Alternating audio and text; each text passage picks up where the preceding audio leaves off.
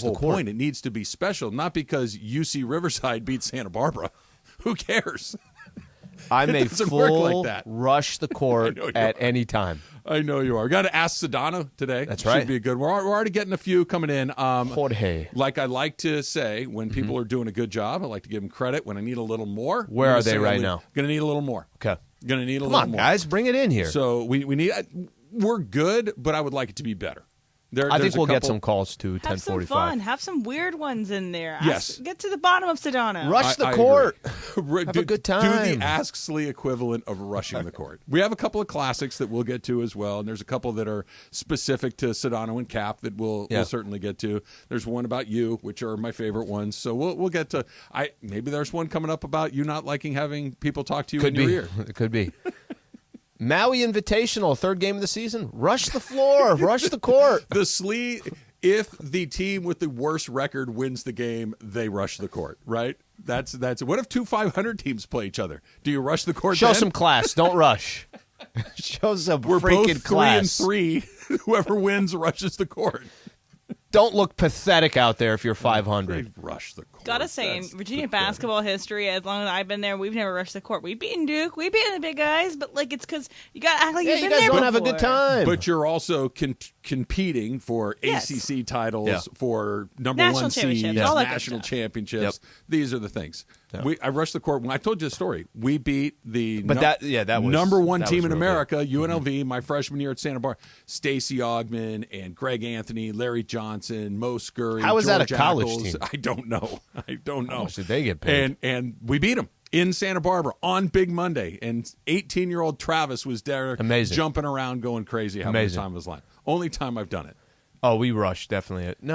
We rushed a couple times. Bobby, when he was at Oregon, they beat somebody they weren't supposed to beat. I think we beat Arizona one time and we all Oregon's good. But so he rushed the court, rushed the field after Oregon beat somebody that was decent but in not. In football? Yes. I'm like, Bob, come on, man. Was it Ohio State? No, that was in Ohio State. It wasn't. Yeah. It was Arizona State. It was something like that. It wasn't Arizona, but it was like, I don't know, Stanford. It was one of those. What are you guys doing? There are rules to these. Okay, listen. I'm fine with the rules. Your rules are extreme. They're to only beating the number one team. Come on. Yeah, during the regular season, it needs to be the number one team. It needs to be. That means no one's going to rush. No, the number one team loses all the time. It's not going to be fun. Add a little bit. How many spice. times has the number one team lost this year? I bet you it's 4 or 5 times. Yeah. But if you're number 6 and you beat number 1, you can't rush the court. I think they should extend the rankings top 25 to top 40, allowing more people to rush, more games to be rushed. I was very worried. I think it was maybe 2 nights ago. It was Syracuse versus UVA, and Syracuse was beating UVA at one point in time, and I was like, if they're gonna rush the dang court against us, we're number 6. Yeah, we're not number 1. It's ridiculous. It is. I agree. Jesus, Tom Brady, what's going on here? Is done again. Yeah, maybe, probably feels more like permanent this time. 45 years old, 23 seasons in the NFL. What a bum. 10 Super Bowl appearances, 7 Super Bowl championships, 5 Super Bowl MVPs, 3 regular season MVPs, the all-time leader in yards, the all-time leader in touchdowns. There's really nothing there's not a superlative that exists that he doesn't own. And this one feels far more permanent than the one he had. Emily, did you tell me it was exactly 1 year ago today? Yes, February 1st, 2022. Mm-hmm. Also, suspiciously, the same weekend that his movie, 80 for Brady, is coming out. What, does he have to attend the red carpet or whatever it is? So here's my conspiracy theory hat that I'm going to put on. So he had a link on his video saying buy tickets. Just hear me out, guys. Hear me out. Enter the promo code retirement for Lincoln $5 off. Hear me out. So he lost a lot of money with the FTX stuff. He was one of the people that believed in it, lost a lot of money doing that. He's a producer on this movie. We talked about yesterday who's this movie for? What's the audience? We don't know how it's going to do in the box office. All the good stuff. He can't afford to lose money into this movie. Okay. And then he's going to go, I'm retiring officially this time. And just so happens to be the same weekend that this movie with these Oscar-winning actresses are going to premiere this weekend. Just saying, if it does well this weekend, don't be surprised. pissed. I'm pro conspiracy. I heard theory. the pitch. I'm walking out. I of heard that the pitch. Yeah, I'm walking out. Not sold. No. I was sold. I never even sat down. Yep. I walked in. I got my bottle of water. Saw the materials on this computer screen. I'm like, nah, I'm out. You know what? I'm now no longer rushing the floor. But he's in any being- game. he I don't has to even be they take out strategic. number one. I don't want nothing to do with it. Win the national championship later. I'm gonna go home and have a cup of tea and call it a night. That's the right way to do it. We'll talk about Tom Brady. We'll talk about what this means. Sean Payton has a new job in the NFL, and that's really bad news if you're one of the 10 Charger fans that exist here in Los Angeles. And of course, the Lakers got to win. And Slee, I'm going to need you to stage an intervention for me when we come back. It's Travis Slee, 710. Yo, what's going on, everybody? Hey, we're in the 909. You can see it right here. Food, beer, fandom here at Yamavan. I'm going to tell you this, that on the day of the big game, right here in the 909, for every touchdown scored, we're giving away $1,000. They should never have done this with me, because I'm like, yo, now I want to give away a whole bunch of your money. $1,000 per touchdown on the day of the big game. We'll see you here at the 909 out here at Yamavan.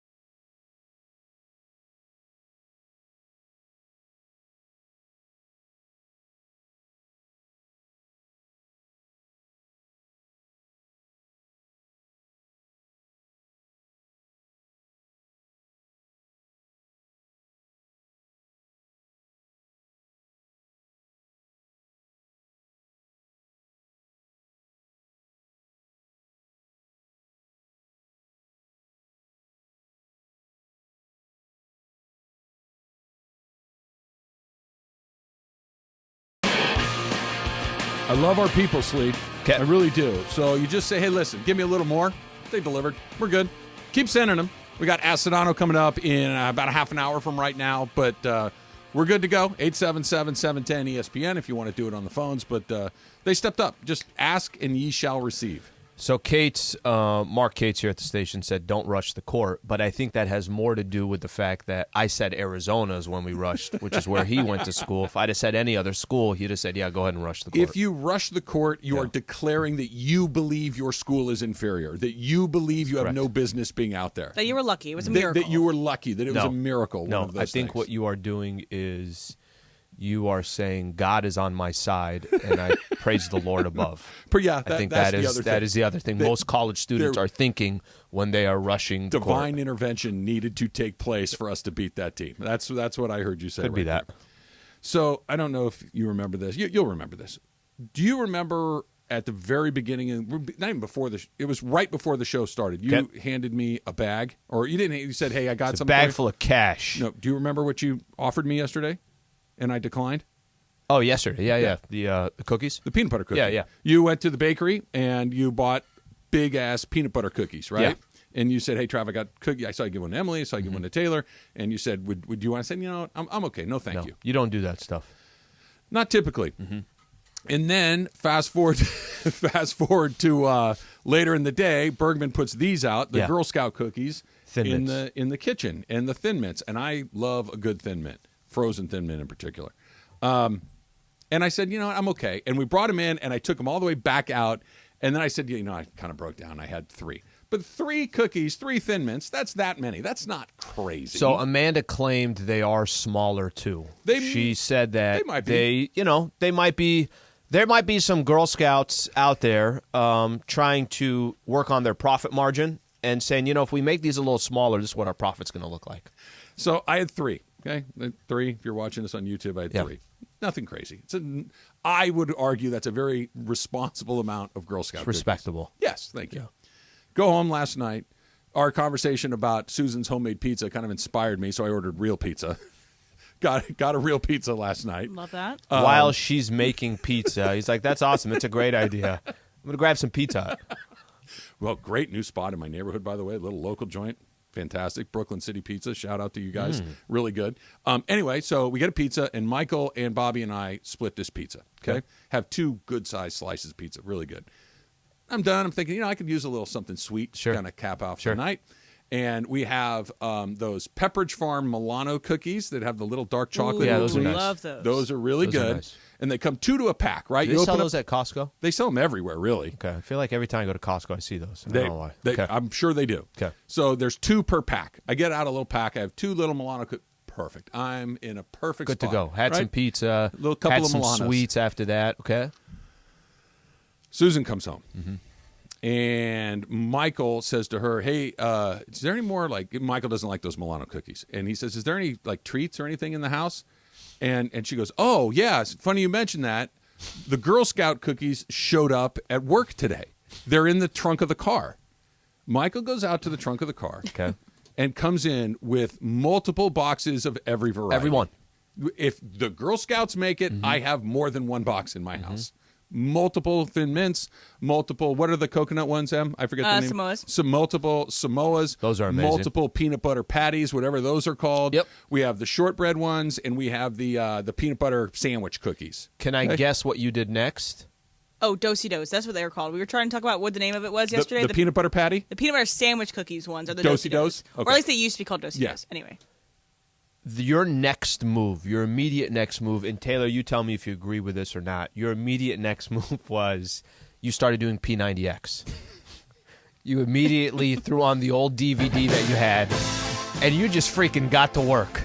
If P90X has a portion of the routine where it's to see how many cookies you can eat in about a 5-minute window, then yes, I did. Al. Did you breathe between cookies? I was such a disgusting monster. This is not a buffet. I'm laying down on my couch. Literally laying down on my couch. Sure. My head's propped up on the end. Yep. I'm watching TV, and I'm shoving cookies into my mouth as fast. I'm not even tasting them.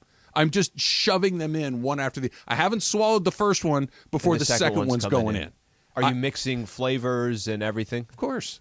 Hey, Mike, bring me a couple of those peanut butter ones. Oh, bring me the samosas. Bring me, go back to the Thin Mints. I don't want to exaggerate.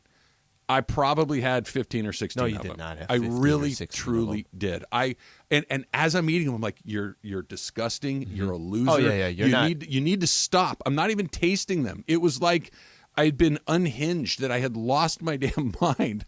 I couldn't stop eating them. I had this shame spiral after it had happened, and I'm covered in crumbs. I looked like a bum. I looked like the most depressing, unimpressive person you've ever seen in your life, and now I feel better having told you. Can you do me a favor next time you're in a moment like that, which could be in about 4 hours? Can you do me a favor? Next time that you're in that position, instead of shaming yourself the way you did, right? Try, just see if it helps at all. If you said, you know what, you're a good person. You know what, you have actually an incredible amount of, what am I looking for here? Self-control? Self-control.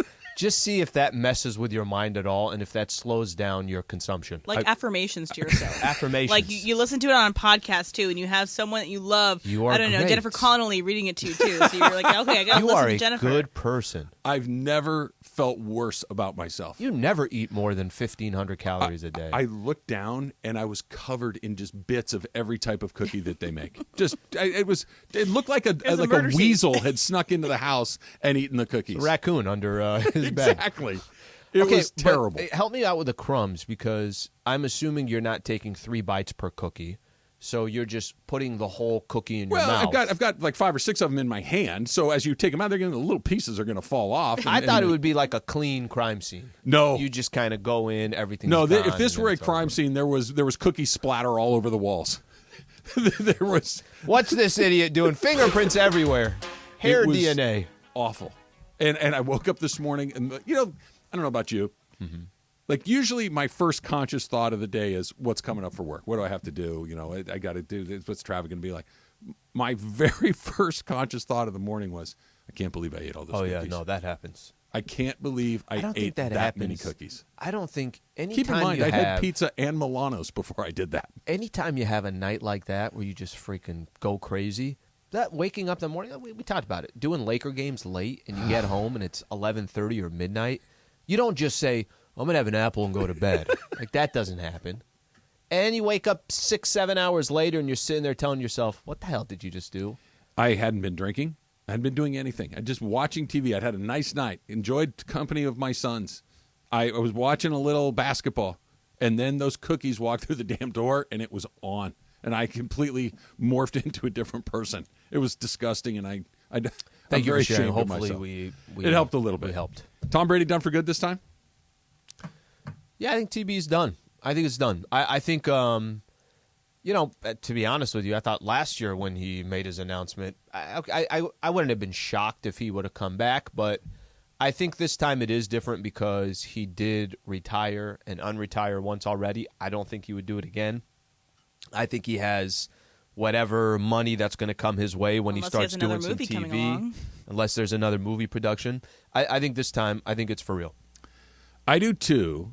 I think that this one, and I'll play this for you. Here's what he had to say about calling it quits this time. Good morning, guys. I'll get to the point right away. I'm retiring for good. I know the process was a pretty big deal last time, so when I woke up this morning, I figured I'd just press record and let you guys know first. So I won't be long-winded. Like, you only get one super emotional retirement essay, and I used mine up last year, so really thank you guys so much to every single one of you for supporting me. My family, my friends, my teammates, my competitors. I could go on forever. There's too many. Thank you guys for allowing me to live my absolute dream. I wouldn't change a thing. Love you all.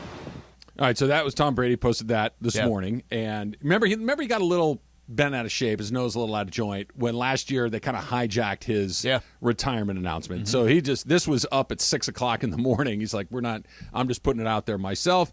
It sounded very sincere. You could tell he was getting a little emotional there at the end. I think he's probably done. Yeah. I think that's probably the end of the line, but I'm not going to bet my house on it. I still think that there's that scenario that exists, and don't get me wrong here. I'm not saying that this guy is as good as Tom Brady, but we've seen it enough, and we saw it fairly recently. Eric Weddle came out of retirement after a couple of years to basically just play the playoffs with the Rams, that they needed a little help. Let's say that the 49er situation that we just went through, right, where Trey Lance goes down, Jimmy Garoppolo goes down, and instead of having Brock Purdy, who turns out to be a very capable NFL player, is not. You've got a really good team with all these weapons, a really good defense, a very good coach, running a system that you're reasonably familiar with. That scenario, I think, would be appealing to Tom Brady. Hey, listen, you just want to come back in, drop in, play for a month or two, see if you can tag another Super Bowl onto your resume. I don't think he's going to come back and play another season, but under those very special circumstances, I could see him going, that would be kind of a neat little wrinkle. I wonder if I could get number 8 if I just played 2 months with T-Max. I never really thought about that. And actually, when you bring it up... Because that comes up occasionally. When you bring it up, if there's a perfect scenario out there, if there's a hey, I could come in. I know I have the right offensive line. I know I have the right weapons. I know I have a defense that can win us games. I know just kind of putting all those pieces together. Maybe this is me just taking him by his word. I think he's done. Can it come up in his thought, hey, what if I did this, what if I did that? Well, you're 45 years old, and you've done everything that he's done, that he's accomplished. Mm-hmm. And you could easily make the case, Al, he did this a year ago. He was 44 years old. So right. Why would 1 year change everything? But when you're 45 and you kind of went through his – Emily had printed us out. It's 10 pages, literally, of just accolades and everything that he's accomplished over his career. I don't know, man. To come back again, I know you could easily say, well, Jordan what's left to do it? But he already did it. I know. Jordan retired more than once? Yeah, I mean, he did. I mean, problem was he was coming back really in his... he wasn't 45 years old. No, he wasn't. You're right about that. But and I think that the same reason that Jordan came back a couple of different times is why I'm saving 2% where Tom. I think he's probably done, Al. I'd put it 98%, but I'm not 100% sure because the thing that I believe Michael Jordan came back for, the thing that a lot of these guys come back for after sitting out for a while, they get bored. Tom Brady has more money than Trev, you're never going to be able to never. That There's high that nothing you that get, exists like that. And you've heard athletes talk about it. You've heard athletes say that there's nothing you will be able to do in your life that's going to put you in the same position as an AFC championship game where you're going out and everybody's screaming your name and everywhere you go, it's only going to go this way, right? Like, and I mean that from popularity-wise, relevance-wise, all that stuff. They are heroes until they stop playing. And I'm not saying they're regular people after that, but they're not that different anymore. They're not. You're not in the arena. You're not a part of the real action. And this is why I think he's going to be a really crummy broadcaster.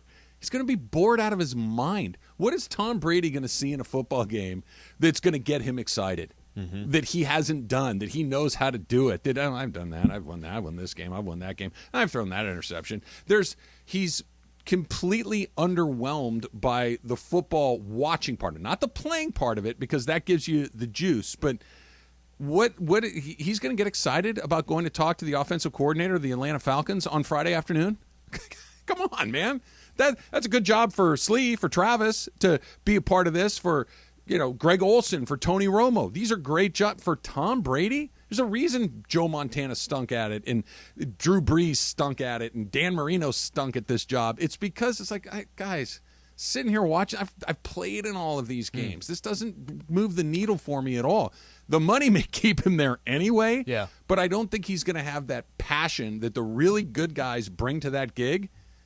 It's like, what do you want me to get excited about this? So I will say that I think let's just use as an example, Jordan, when he did retire, was not in a booth. No. LeBron will not be in a booth. Kobe was as far from a booth as you can possibly be. And by the way, he would have been great at it because he's opinionated. He's not scared. He doesn't care if he pisses anybody off. He was arguably exactly what you're looking. Brady's pretty cautious. He's pretty careful about what he says about other people. Let's just say this. If he sits in a booth and he's good at it, or he sits in a booth and he decides to do it for 10 years, I think the football part of it is a percentage of it. The other part of it, I'm just going to go make $300 million, right? And so just to kind of go off what you said, I don't know how he's going to be. I don't know if he's never going to feel something in a booth the way I actually, one of my favorites to listen to is Tony Romo. Yeah. But Tony Romo, I think that's like the perfect person that played in the league just long enough.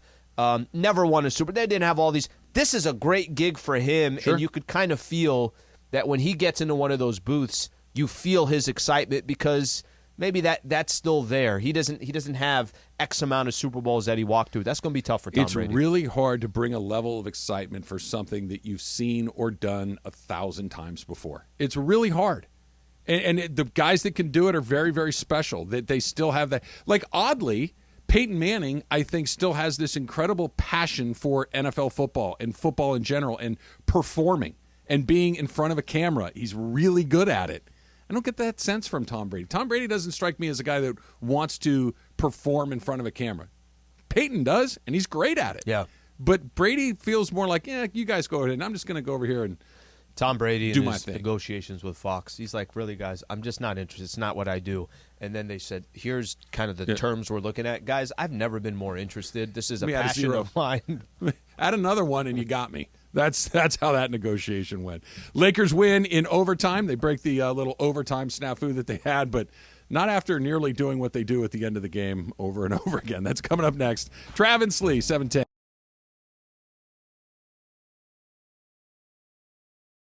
Yo, what's going on, everybody? Hey, we're in the 909. You can see it right here.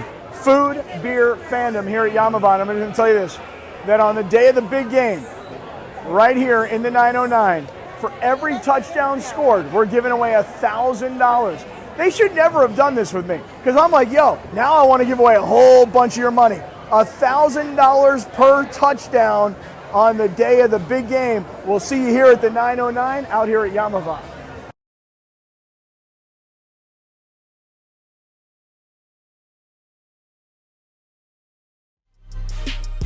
Hey, Laker fans, John Ireland here. Have you downloaded the new ESPN LA app? You got to get this thing. It's great. You can get Travis and Sliwa, Mason and Ireland, Sedano and Cap, and all of our Lakers talk with Slee right in the palm of your hand. You're just one tap away from everything Lakers. You could even win Lakers tickets. React to the Lakers on ESPN LA app. Download the new ESPN LA app in the App Store or on Google Play.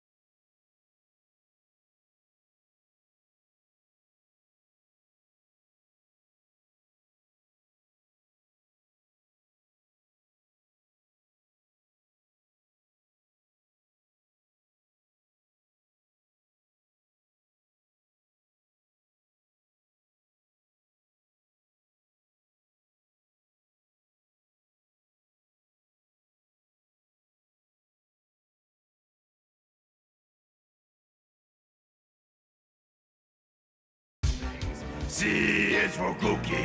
That's good enough for me. Gotten a few of those. Gotten a few gifs of Cookie Monster. I got another one of some other animated character eating a whole bunch of cookies. So you had 34 cookies. There's a bib. Slee, take a look at this real quick. Oh, I saw that one. You see that bib right there? That way it just apparently catches all the crumbs. Yep. Could probably use that. And then there's enough crumbs for one full cookie. So then you don't have to let one. What it should have is some sort of hydraulic press compartment that puts it together and reforms a cookie. You have like a little cookie cutter die at the end and just come up with another one. There's a business idea. I'm full of them. I'm full of them. All right, so we all know that Tom Brady is the GOAT of the NFL, and so I gave you guys this big old packet this morning of all the statistics and records that he's broken, all that good stuff. So I'm going to ask you one of these things. Don't look at the sheet. Don't look at the sheet, Alan. I want you to get it right. All right, so here is my The More You Know About Tom Brady segment. So he has won 7 championships and has won multiple MVPs. There are 6 other people across sports that have done the same thing. 7 championships, multiple MVP awards. Can you name 2 of them? 7 championships and multiple MVPs. Bill Russell. Bill Russell. Ding. For sure. 7 Wilt championships. didn't have 7 championships. Jordan didn't have 7 championships. LeBron doesn't. Or he had more and 0 did not MVPs. have MVPs. 7 titles. It's got to be the Celtics. Got to be another player from the Celtics. Is it Wayne Gretzky? No. Any guesses? 7? Hold on a second. I'm trying to think. 7? 7. Is there a baseball player on the list? Most of them are baseball players. Most of them are baseball. 7 Yogi Berra? Ding, ding, ding. That is 2 of them. So it's Yogi Berra, Joe DiMaggio, Mickey Mantle, Lou Gehrig, Bill Russell, and Gene Bellevue? Do you know? Oh, it's a hockey player. Hockey player. Love that guy. And then Tom Brady. 7 championships, multiple MVP awards. Damn. So the more you know. That's a good one. I like that. You strike me as a Gene Bellevue guy. I have 3 of his jerseys. I have his road, home, and then alternate. The alternate. The Sunday City alternate. edition. City edition. Exactly. You have Sedale Threet, Anthony Peeler, Eldon Campbell, Bro, if you Bellevue. stop leaving Eddie Jones out of the mix, and Eddie, you didn't put let me Eddie finish. in, man. You didn't let me finish. We were listening to the imaging coming in, and they were talking about you don't like people talking in your ear, Apparently and you looked I at do me, not. and it's very funny because you gave me that sincere Alan Sliwa look. You're like, Trev, I have no idea what they're talking about. Maybe I do it, and I just don't know that I do it. I don't know. I've never seen you get frustrated with her. It's just because I don't do it very often because I know it's so loud. So I try only to do it in like specific situations. So you know what I'm talking about with the loud Well, no, thing? because you've told me. It is, T-Raj, if you sat here and there's some malfunction going on between these two, but it wouldn't even be that because with Laura and Lindsay, I'm usually on the phone when I'm calling in and doing their thing. So it has nothing to do with that. Have you worked when Laura, you were doing, I work games with. And when you were doing Sliwa at Sunset, was she on the board? No. I'm trying to figure out where the disconnect where you don't like it is. We'll just ask them when I see them. We should get later Funchess in today. on this. See if Funchess has a similar story of you hating people talking to you in your ear. Nobody talk to me, damn it. I do like that. We'll go live. You're the answer to the question. I do like that. Lakers win. Finally, they win a game in overtime. And thankfully, I don't want to say they put it away early in but they took the lead in overtime early and kind of hung on to it, and then they finished it off the way that you would hope. But they nearly did it again at the end of the game, Slee. It felt like, okay, they're in a good spot to win this game. And the next thing you know, you turn around, and it's tied at the end. And I don't want to dwell on the negative too much, but it was just another example of end-of-game problems that they're having. LeBron had another amazing night. He's now 5th on the all-time fourth. You're right. He passed Steve Nash for 5th. Just go by 2 guys. 2 guys in one night. And it's just they won. They had to win. They get a night off before they go again. But it just felt like a major bullet dodge because had that one gone the other way, I mean, they're still where they are, but that felt so familiar, only they finally got a win. Okay, so couple things here. I had somebody call into the post game, and there was like, guy said something to the effect of, Al, your tone almost doesn't sound like they won the game. And he wasn't wrong. And listen, the Lakers need wins, period. So they're now 4 games below 500. They could have been 6 games below 500. So they got the win against the Knicks. The problem is Bron played 43 minutes again yesterday because he had to go to overtime. Yeah. Okay, and I'm not saying the difference between 38 and 43 is when you do it all the time, the biggest, but it does matter. I don't know what they do during the end of games. So put to the side. It's I'm sorry to interrupt, but neither do they. That's the problem. Okay, so I'm going to use last night as a perfect example. Bron hits a 3, and he hits a 3 with about a minute 30 left, maybe a minute 40. Lakers go up 6. The 3 he took is just a bad defensive play by the Knicks. He had a wide open 3. He took it. It's a good shot because he's wide open. Hits a 3, he makes it. Still a minute 40 left. And then all of a sudden, and by the way, we see this in every freaking sport. It makes no sense. Now we're just going to run clock. No. It's a minute and 40 left. There's enough time for them to come back. Whether you run clock or not, all they have to do is just hit a bucket on one end, get a stop, hit a bucket. You running the clock doesn't mean anything. You just continue to score. So the Lakers go into their prevent defense. Bron is just dribbling the ball. They don't run a play. I mean, they're technically trying to run a play, saying, well, AD is going to set a screen. They're not running a play. I agree. You get all the way down to about 22 seconds left, or 2 seconds left on the shot clock, 22 have ran, then you're jacking up a bad shot. The game goes to overtime, where that game had no business going into overtime. How about this? How about 4 seconds left in the game? Now the Knicks have the ball, they had a and chance. You have a chance to actually lose. Yeah. And if it wasn't for Thibodeau, who's saying, Randall, why don't you go one-on-one versus Anthony Davis rather than give the ball to Jalen Brunson, who had 37 in the game? Torching guys. Made no sense what they did. Yeah. Lakers had a legitimate chance to lose that game yesterday. Al, this is why I don't have a great deal of confidence in them being super dangerous if they get in at all. This is a pattern. This is something that they've struggled with all season long. You can have a night where at the end of the game you just kind of go brain dead and everybody tricks it off and you have a bad night. Happens, right? Even in the NBA, it's going to happen. You're going to have a bad end-of-game sequence or two. This is what they do. And look, LeBron needs to know better about taking bad threes at the end of games, running plays at the end of games. He's LeBron James. He's all the things that we know he is. He takes some responsibility for sure. But Darvin Ham, when he sees a bad possession like that, let's call a timeout. Let's get – guys, what are we doing here? Let's get back to what we were doing. And they don't. They just continue to have these terrible end-of-game sequences, and that's the coach's fault. One, happens to anybody. Two, all right, this has happened, This happened 3 times in the last 2 weeks. It happens all the time. That's a coaching problem. He's young, he's inexperienced, and hopefully it will get better, but it's not getting better in the short term. They have to get better at that because playoff games, play-in games, they're going to be close. You don't get blowouts in the playoffs very often. Yeah. They're going to be close, and if you can't execute end-game situations, you're going to get beat. So there's 2 angles for me on this with Darvin Ham. I think one of the things that makes Darvin Ham a good coach in the NBA, good head coach, he's got a lot of confidence in his guys. Sure. And the fact that it's LeBron and Anthony Davis, and it's not a young team where I think you'd be quicker to say timeout this, that, whatever the case is.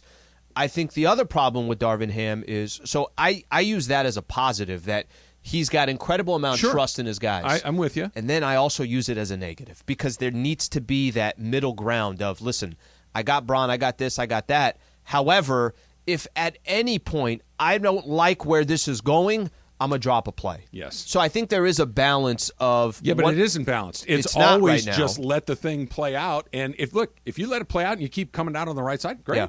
But you're not. So you keep coming out on the wrong side. Just go back to it. Let's just use these last couple of games. It's happened against Philly. It's happened against Boston. It's happened against Dallas. It's happening. So they've had some of those moments. Now we could sit back and somebody yesterday was calling in and saying, yeah, it's the ref. I'm like, my man, it's not just the refereeing, okay? Stop. Okay, refereeing, they have had some games that hurt them. They've also put themselves in a bad spot. You were talking the Boston game. Well, why is Patrick Beverly fouling when you're up 3 for an ad 1? Yeah. They've also had their own moments where you could look at it and say, that's just not good basketball. Ask Sedano coming up next. It's Travis Sliwa, 710 ES. Yo, what's going on, everybody? Hey, we're in the 909. You can see it right here. Food, beer, fandom here at Yamaban. I'm going to tell you this, that on the day of the big game, right here in the 909, for every touchdown scored, we're giving away $1,000. They should never have done this with me, because I'm like, yo, now I want to give away a whole bunch of your money. $1,000 per touchdown on the day of the big game. We'll see you here at the 909 out here at Yamaban.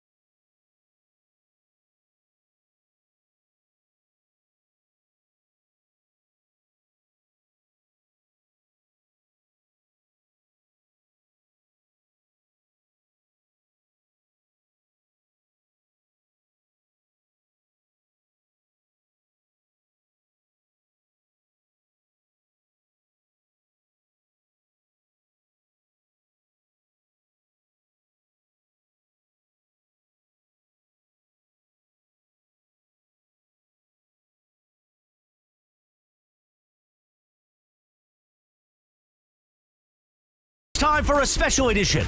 It's time for George Sedano to join the show. And that means we're going to play Ask Sedano. There's other hosts, here that don't like people saying things in their ear. Is it Sliwa? Oh, I nailed it. I didn't say anything.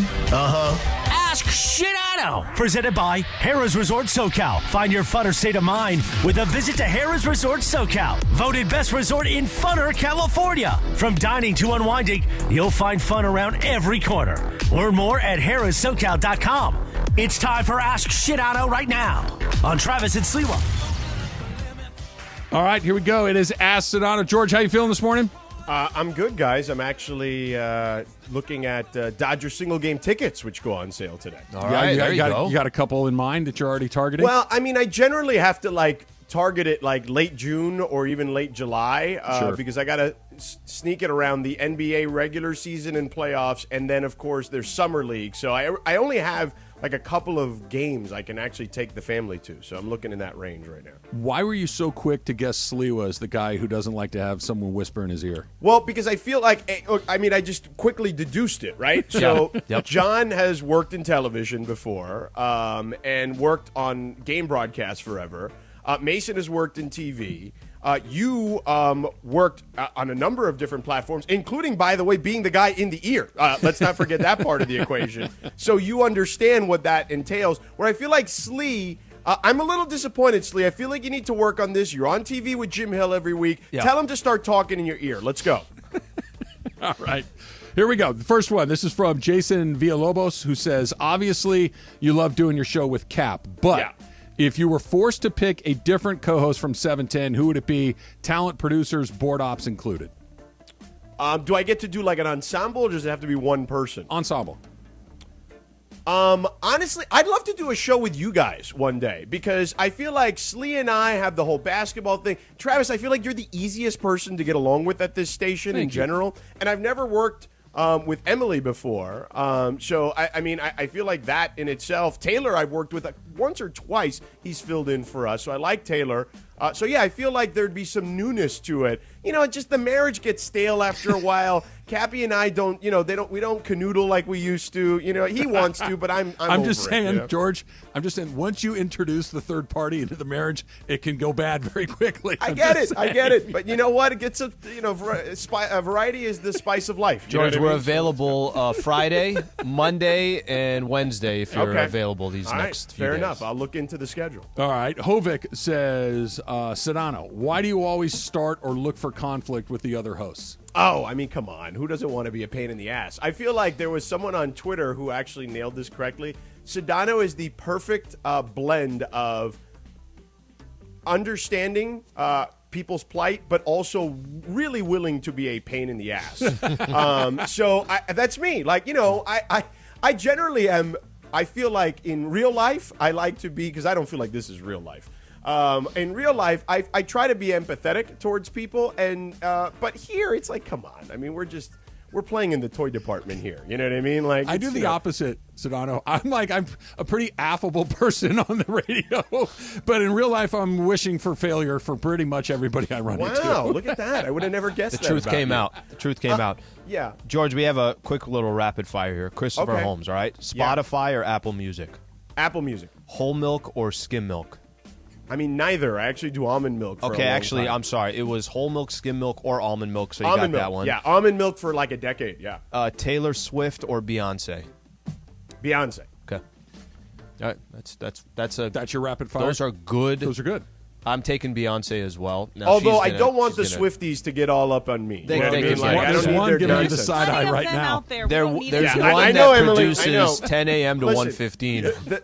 The Swifties, Riri's Navy, the Beehive, they all. Listen, you don't want to mess with any of them. So I don't want to do a Stephen A. Smith and get I'll take Alicia Keys over all of them. the Swifties in my mentions. All right, here's another one, George. This is from Beto in Whittier. It says, if you could go back in time, what would be the one thing you'd tell your 20-year-old self to look out for in light of what you now know? I would tell my 20-year-old self, don't argue with Steve Mason over Sean McVay. That's good. Although that was definitely me really just pouring it on thick that day. But I would say to myself, don't pour it on so thick, okay? Just don't do it that. Because he literally texted everyone, you lost a friend that day. Which is the most ridiculous, most high school thing I've ever heard of as an adult. So. And I think that last answer goes back to you just wanting conflict more. Oh, no, there's no question. But I regret that one only because I definitely went too far that day. It's so funny because I called Mason and left him a voicemail. And he literally texted me back. I don't know if he listened to it or not. He just texted like me back. sincere voicemail or yes, oh, just okay. like, hey man, Yep. I was just screwing with you. Like, you know what I mean? Like, because I talked to John right after the show, and John understood. I mean, he was like, no, I get it. Because John, it's so funny. Like John, as he walked up out of the studio that day, said, "Oh, this is a great bit. Keep it up." And Mason didn't even look at me. Just walked out of the room and said, "Yeah, I don't think it's a good bit." Well, I'm glad we brought it back up again. I hope that it comes no, up I mean later on the we've show. definitely left that in the past many years ago. But it was still to this day the funniest thing and both the most controversial thing I've been a part of at this station. All right, Poppin' Bottles writes, which team do you want to play the most in pickleball? Is it Kirk and DeMarco because they're beasts, or is it Venice Mace because you want to take him down? Oh, it's definitely Mason just because I feel the comedy aspect of it, right? Like, this man can't do anything without getting hurt. So I just feel like if you're part of a match with Mason, regardless of when it is, there is a high likelihood that he is going to get hurt in this scenario. And thankfully, Tommy Lamb and the marketing group has a lot of insurance in this situation. Do they have, is it Cap's dad that's with him? With Mace, yeah. No, so he turned down Cap's dad, which is ridiculous because Cap's dad is actually really good at pickleball. He plays at the community that they live in, the elderly community that they live in. He plays every day. Like, this guy's legitimately good. Meanwhile, Cap is sitting there. You know, Cap, this is the thing about Cap, and I love him to death, but he always talks a big game and then comes up short. It's like when we did the golf outing a couple years ago, and I said, and we did the push-up thing, which Slee, by the way, eventually beat us all down the road. I said, you can't do 50 push-ups, like, just without even, like, warming stopping. up. And he's like, of course I could do 50 push-ups. And then he literally collapsed and looked like he was going to die after, like, 42 or 43. So he overpromises and underdelivers a lot. So he's like, we're going to play pickleball. You and I were going to practice. So I said, okay, great. There's a pickleball court right down the street from me. It's like 10 minutes away. I can see if they'll let us reserve, which they didn't. They said it's first come, first serve, which is fine. So I said, okay, let's pick a day.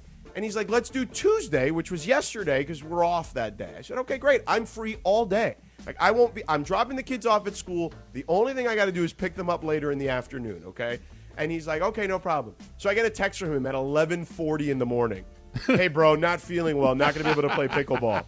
And I'm like, you're the one that wanted to practice. I literally moved everything all day. I said I'm going to be completely free that day just so you and I can play pickleball. And then, of course, no pickleball. No go. So we're not even going to – who knows? We're probably not even going to practice. It's just we're going to wing it. I see it. All right, we have clarification from Greg, though. So apparently Mace still wants Cap's dad. That's what Greg says. So you can take it up with Mace. Well, but he said he was trying to, like, finagle a way to get Kirk on his team not too long ago. Kirk's with DeMarco. Yeah, Kirk know, DeMarco. That's a tandem right there. I mean, Mason, he'll flip-flop. It doesn't matter. Cappy's dad's going to have to carry him in that situation anyway. George, you seem to be, this won't be an Ask Sedano, this is just more a comment.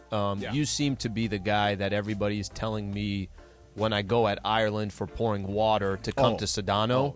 So, and by the way, Michael brings it up. Michael's like, well, what about Travis and Sedano? They probably got some ideas. So I might be coming to you here pretty soon with some ideas. I told you when we put, because we have a weekly, or not weekly, a day, I guess. Laker home Laker game day. Or Right, Laker game day. We do Slee on the spot at 4:45. And the next show that you were on, we forget about the Lakers, forget about putting you on the spot. I wanted to make sure that you knew that there are services to be rendered, and I'm here for it. That's okay? great. I am here to help you and Travis come up with something that will be so epic that the audience and this station will never forget. We will raise your name into the rafters at 710 for the best bit in the history of bits, because what we will come up with, and I'm willing to, a lot of creativity here. Storyboard it a little bit, Sure. right? We can kind of work it out a little bit. Workshop it. workshop it. Yeah, I am willing to absolutely lend my services at any time, any day. You just tell me when. I'll send you the list of things that I've already sent Al, and we can start to narrow it down to the most sinister plans. I'm like the Liam Neeson in this situation. Exactly. I have a certain set of skills, and I'm willing to use them. All right, one more, George, before we go. It's not an ask blank if we don't have at least one food-related item. This is from John in Huntington Beach, and it says, why are the black beans made by Cubans so much tastier than when we make them as Mexicans? What's the secret? Hashtag Ask Sedano. Garlic and onions. Garlic and onions. Cubans make everything with garlic. Garlic is the key to all Cuban food. It's why, no disrespect to anybody else who makes Cuban food in L.A. There's only a couple of places I've had where I feel like it's authentic to what I grew up to. When my grandma would make it, that's obviously Tropicana down in Downey, and then the other place is El Cochinito in Silver Lake. That's a sandwich place mostly, but it does, it's a restaurant. But their best thing is the Cuban sandwich there. So those two spots, if you're in Silver Lake or Downey, pop into those two places, and it's garlic. Garlic is the key to all of it. There you go. John has his answer right now. Sedano, great job. Thank you, brother. And don't go too far from your Comrex. We may do this a little more often. Yeah, whenever you guys want. And again, Slee. Again, I have a certain set of skills, and I'm ready for it. Thank you, George. Thanks, brother. Thank you, George. See you guys. Thanks, brother. All right, Sean Payton is the new head coach of the Denver Broncos. Good job, Chargers. You did it again. It's coming up next. It's Travis Sliwa, 710. Yo, what's going on, everybody? Hey, we're in the 909. You can see it right here. Food, beer, fandom here at Yamaban. I'm going to tell you this, that on the day of the big game, right here in the 909, for every touchdown scored, we're giving away $1,000. They should never have done this with me, because I'm like, yo, now I want to give away a whole bunch of your money. $1,000 per touchdown on the day of the big game. We'll see you here at the 909 out here at Yamavan.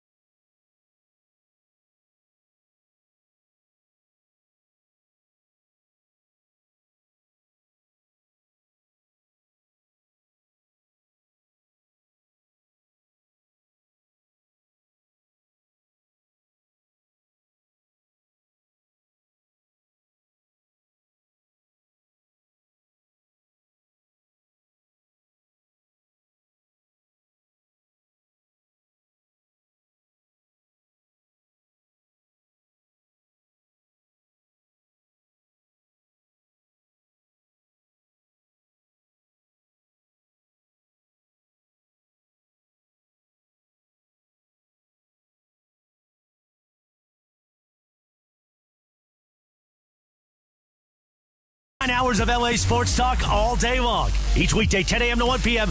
This is Travis and Sliwa on 710 ESPN. I don't know if we put together like a power rankings or something, but the people that we have had in the Wednesday Ask Slee spot, they've all been very, very good. Solid. Michael was great. Yep. Mason was great. Island was great. Ramona was great. Sedano just knocked it out of the park. Solid. It's a perfect little buffer, too. Cap? Jorge was good, too. Jorge was great. Jorge was great. Yeah, Cappy, who we was might next? need to move the time just because he's a little busy at this time period. What's he doing? He has a podcast he likes to Yeah. do, so that usually is at this time. So maybe we have to Can negotiate with We him. could put it in the can, I guess. Negotiate with Cap. Just 10 minutes. You know what else we need to do? 10 minutes. Chris. Yeah, we do. Yeah, Yeah, we got to do Chris. Yeah. Chris will be good at it too. Yeah, let's keep thinking. It's good to kind of line these all up here. What do you think about Sam? I was walking. I went to get a cup of coffee this morning. I'm thinking, what if we throw Sam in the hot seat? Well, Sam, for those who don't know, is running the show. Runs the entire show. So the amount of questions that you can ask him that, and Sam likes this kind of stuff, right? Sam's not going to be no, guys. I have no interest in it. That's another good one. Because it's so different than everything else. Yeah, well, totally different perspective. Mm-hmm. Garlic and onions, by the way, in the black bean Slee. I'm gonna give that a run tonight. Are you a canned beans guy when you make beans? No. You start from scratch? Well, not. I'm not. I'm definitely not making beans as if like I'm not like you're growing them in the backyard. I know what you're saying, but but I'm not typically. You don't buy the bag? No. You buy the can? Yeah. Yeah, me too. And the only reason why I say that is because for the most part, a lot of my girl, she goes Tropicana, what he mentioned. Yeah. They've catered a lot of food for my girl's family. Okay. And that is... Is she Cuban? She's Cuban. Okay. Yeah. That's real deal. Yeah. Real deal. That sounds amazing. El Cochinitos, I think the one he said in Silver Lake. It looks like it's just in a regular strip mall. Don't think of it. I think there's a Subway in that strip mall. Nothing special at all. Unbelievable place. Like as good as Cuban food I've ever had. I'm going to turn one of these Ask Sedanos into an Ask Slee. What do you got? I'm going to alter it slightly. I'm going to put you on the spot a little bit. Mm-hmm. Okay. This is the question from Luis Valverde is, what has made Sedano sigh the longest during his time with Cap? I'm going to turn that into what has made you sigh the longest with me. It was in the beginning, but it doesn't get me as much. Actually, it's not going to be the one you're thinking. Yeah, it's not going to be the one you're thinking. It's one of two things. It's not the one. It's not. Is it messy? It's the peacock more than messy, because it was coming down to either the peacock or messy. But you don't do it as much now. It was more just like you're looking straight into my eyes doing it, and I didn't know what to do. Like, do it real quick. Which one? Do the peacock. Yeah, like I don't know. YouTube, you can see it. That's I don't know good, how to by the way. react to it. I don't know how to react to it. Like I don't. You know how you don't want to make eye contact sometimes. Peahen. You could laugh. Where you could. That's pretty good. Thank you, Taylor. Thank you. We're done Yeah, but it was here. happening. I'm taking the It rest was of the day happening off. so often that it wasn't there for that. I think I wasn't here at the time. Why was Peafowl coming up so often before I got here? I forget why. Well, I grew up in Arcadia, Right, yes. which is where all the peacocks. It just became that's part where of a they are. conversation. It's part of our show. Right? I think there was a story too that had come Something out, like that. or like Something they were like taken that. over. They're very loud. They're very messy. The males are very pretty. They're the ones with the blue heads and the feathers. The females, not so much. They look like giant ducks, kind of. They're not particularly good looking, but you should gaze into my eyes. I want Slee. Taylor to see it. Look into Taylor's eyes and do it. Taylor, get closer. I'll hit you with one when you're not quite ready for it, because if you can prepare for it, it's not going to have the No, same but do impact. it to where his nose is touching the glass and your nose is also touching the glass. I'll slide over way over here, and I'll do it just like that. I'll get right up next to the glass. Get it awkward. So I have another one of these Tom Brady little-known facts. So here's another, Mickey Mantle. The more you know about Tom Brady. All right, so he's the second QB to win a Super Bowl in his first season with the team. Who is the first? He's the second quarterback to win a Super Bowl in his first year with the team. Roethlisberger? Yes. Nope, it's not Roethlisberger. Well, I need to think about this for a second. I have a guess, and I don't know if this is it. Jim Plunkett. That is incorrect. First year wins. I don't Super think Bowl. it's this. I don't think it's this. It's not Kurt Warner, right? It's not. It's going to be someone he famously won the Super Bowl with a team that he wasn't the reason they won the Super Bowl. Brad Johnson. Oh, I know what it is. It's Trent Payton? Dilfer. It's Trent Dilfer. Ding, ding, ding. 2000 Ravens. Yeah. That by the way, that was a great clue because that means Trent Dilfer. Yes. Right? He won it with his first year team. He had nothing to do with it. He was just along for the ride. By the way, I was ruthless. I went Peyton thinking with the The Broncos? yeah. Yeah, but he'd been there before. Remember, did they... But he wasn't, Did they Peyton. lose? They got smoked by Seattle, and then they beat the Panthers. I forget which one came first. I forget which of those two things came first. Speaking of the Broncos, Sean Payton is the new head coach of the Broncos. Here's the deal. Okay. Denver sends the 2023 first-round pick and next year's second-round pick to New Orleans, and Denver gets Sean Payton and the Saints' 2024 third-round pick. The Broncos have been incredibly active in the trade market. They obviously did what they did for Russell Wilson. They did a deal with the Bears for Bradley Chubb, where they've done a couple of different things, so a lot of different things moving around. Sean Payton is a great coach. The very first thing when I saw that Payton got hired by the Broncos was the Chargers are so stupid. The Chargers are so uninterested in competing for a Super Bowl championship. They're so uninterested in, as difficult as it might be, trying to make some headway here in this city that they now call home, right? Because here's what happened yesterday.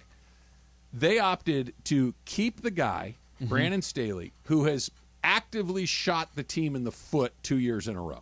2 years in a row. The reason their season ended before it should have was because the coach made an egregious error, right? They had a guy who lives in Los Angeles, likes Los Angeles, a quarterback who is very clearly a special talent, lots of good players, and he wanted to be here. And they said, nah, we're good. And now that guy is in your division.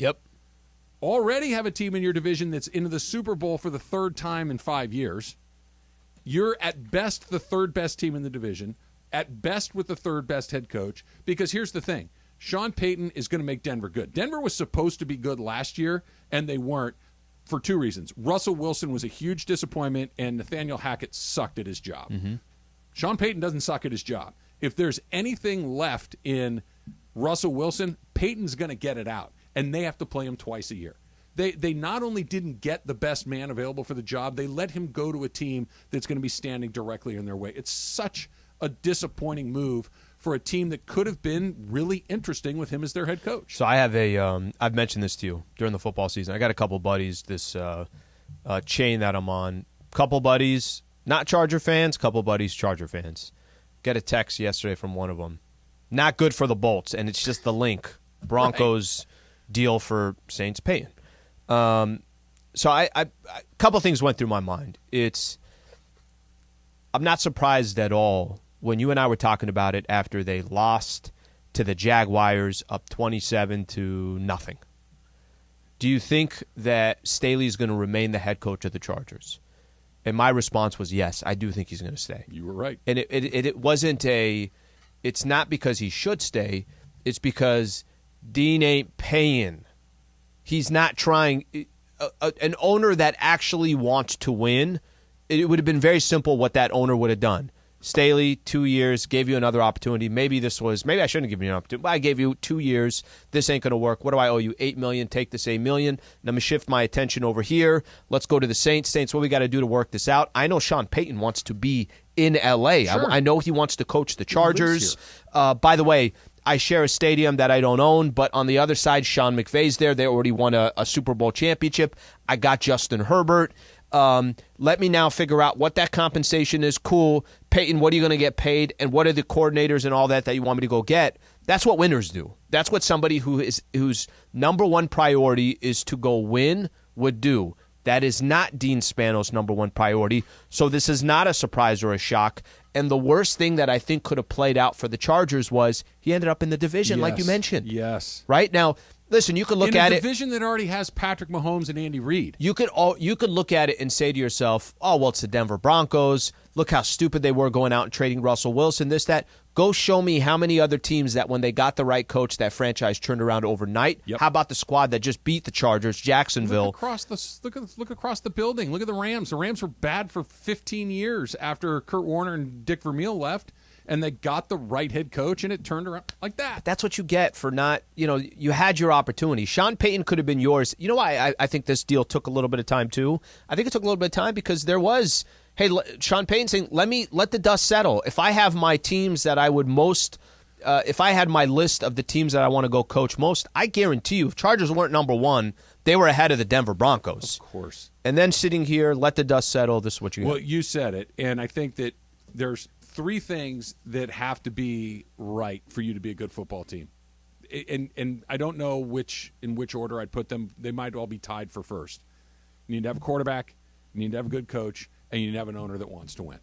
So you have to have those things. Denver has at least two of those things right now. They have an owner that wants to win, that will spend money, that is rich like the richest guys in the league are, right? Like the Cronkies are, and he's got as much money as he needs. He wants to win. He got the right coach. They may or may not have the right quarterback. Time will tell with Russell Wilson, right? If he has another bad year, then I think we can slide him into the Matt Ryan, it's over category. Yep. Not quite there yet. Yep. Close, but not quite there.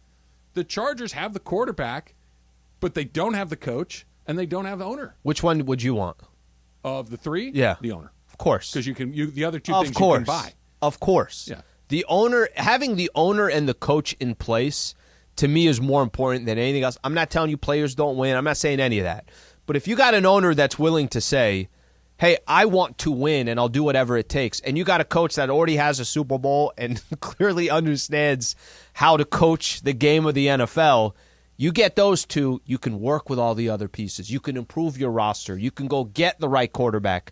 I think it's kind of comical, and I think it's kind of what they deserve. It's what Dean deserves. Yes, I couldn't agree more. One last way of looking at this.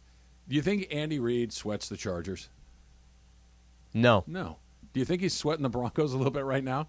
Probably a little bit. I think there's no team in that division that said to themselves, well, they would have loved to seen him go somewhere else, right. Put it that way. Right. And then, oh, by the way, the Raiders are in the division too. So there, we mentioned the Raiders. That's how that goes. The Dodgers extended one of their players. I think it's more curious who has not been extended. That's coming up next. It's Travis Sliwa, 710. Yo, what's going on, everybody? Hey, we're in the 909. You can see it right here. Food, beer, fandom here at Yamavan. I'm going to tell you this, that on the day of the big game, right here in the 909, for every touchdown scored, we're giving away $1,000. They should never have done this with me, because I'm like, yo, now I want to give away a whole bunch of your money. $1,000 per touchdown on the day of the big game. We'll see you here at the 909 out here at Yamavan.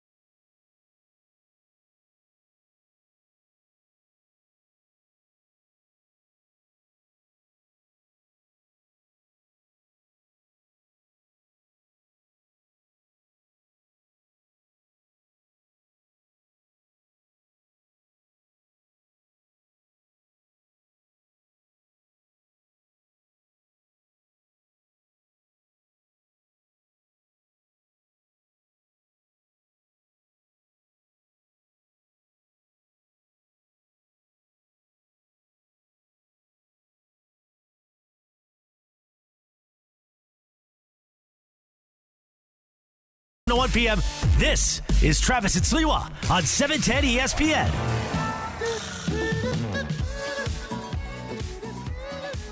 So to clarify, too, people are getting all into this stat that I just said about Trent Dilfer.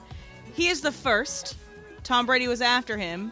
Matthew Stafford has been since. There are other people that have done this thing. It was just that Trent Dilfer was first. Not only yes, first. Exactly. So Listen, pay attention, people. Matt Stafford. Get off Emily's back. Here's the next The More You Know. All right. So Tom Brady has the most wins at a single venue. He has 135 wins at Gillette Stadium.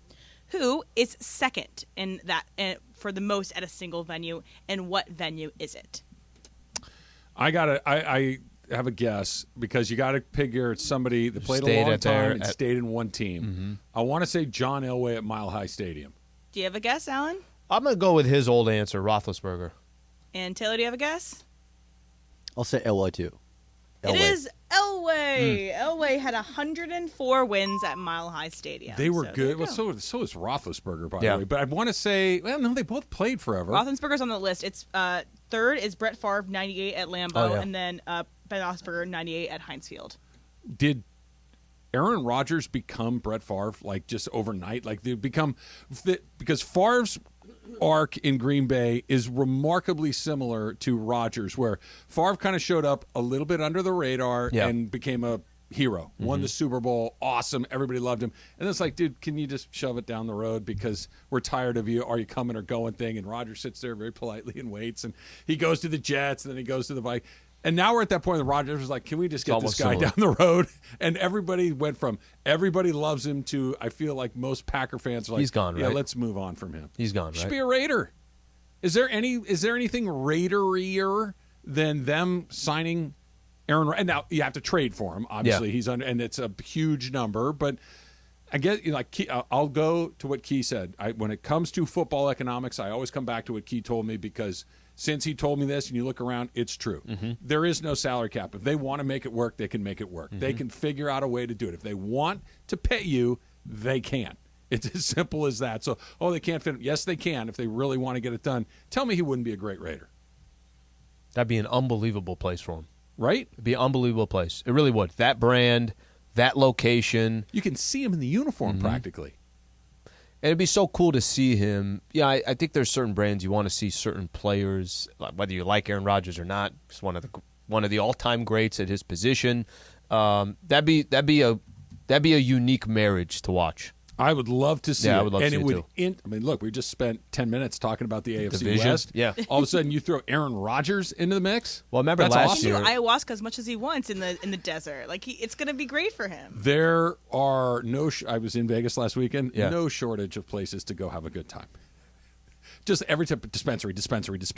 Oh yeah. It's like this is nice. Very convenient. You don't have to go work too hard.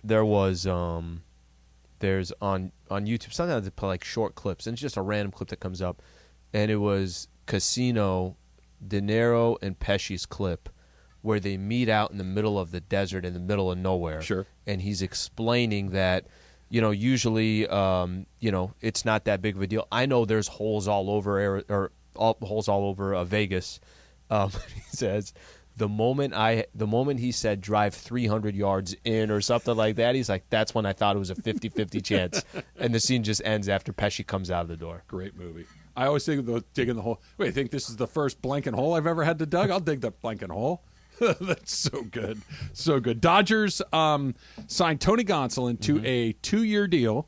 It avoids arbitration. He gets a little bit more than $6.5 million over the course of 2 years. There are some incentives that can push it to a little bit higher. I don't know if this is just the way that I look at things or what, Al, but when I saw that, the very first thing that went through my mind is that's a really good deal for the Dodgers. Yep. Right? $3.25 million for a guy that was an all-star last year, still very young, still appears to be getting better. That was the first thing that went through my thoughts.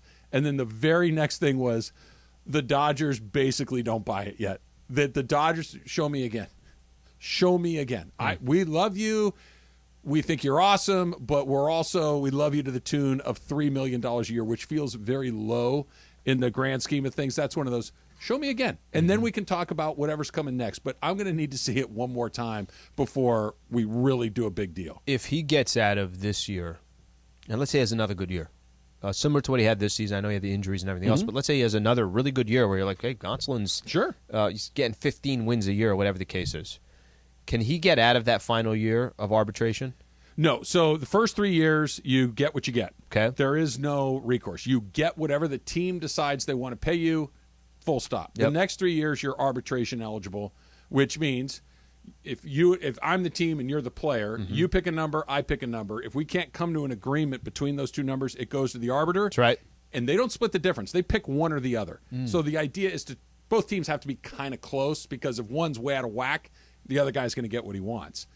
Then after that, you're a free agent. So they can go back and renegotiate this stuff whenever they want. And so the 2 years is not, and the reason why I'm asking, because 2 years, 6 months, if he has another one of those years. They could rip it up and come back and say, hey, listen, you know, you're supposed to make 3.5. We're thinking we'd like to give you 10 for the next 3. They can extend him whenever they want. So that is the we got to see a little bit more. I want to see it again. Sure. I want to see it again, which keeps bringing me back to this. Julio Urias is a free agent at the end of the year. He's been their best pitcher for, 2.5, 3 years? And he's been the most available. And that's why he's their best pitcher. I couldn't agree more. Walker Buehler's peak, probably slightly higher than Urias. Last year, Tony Gonsolin's peak, probably slightly higher than Urias. Kershaw, of course, is Kershaw. But you said it. This is the guy. If you want to pitch in relief, I'll pitch in relief. You want me to come be the guy that comes in the fourth inning of He's a horse. And he does it whatever you want. But this is all of those things kind of add up to he's going to hit his agent, Scott Boras. Scott Boras clients go to market. They go to market. He's going to demand a fortune, and he's going to get it. That the Dodgers let it get to this point.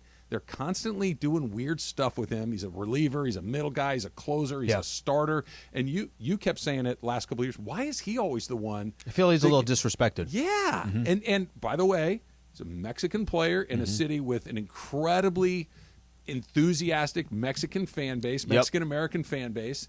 Clearly loves him. Love him. Why not? He's awesome. And he delivers every single time he starts. He's homegrown. All of these things.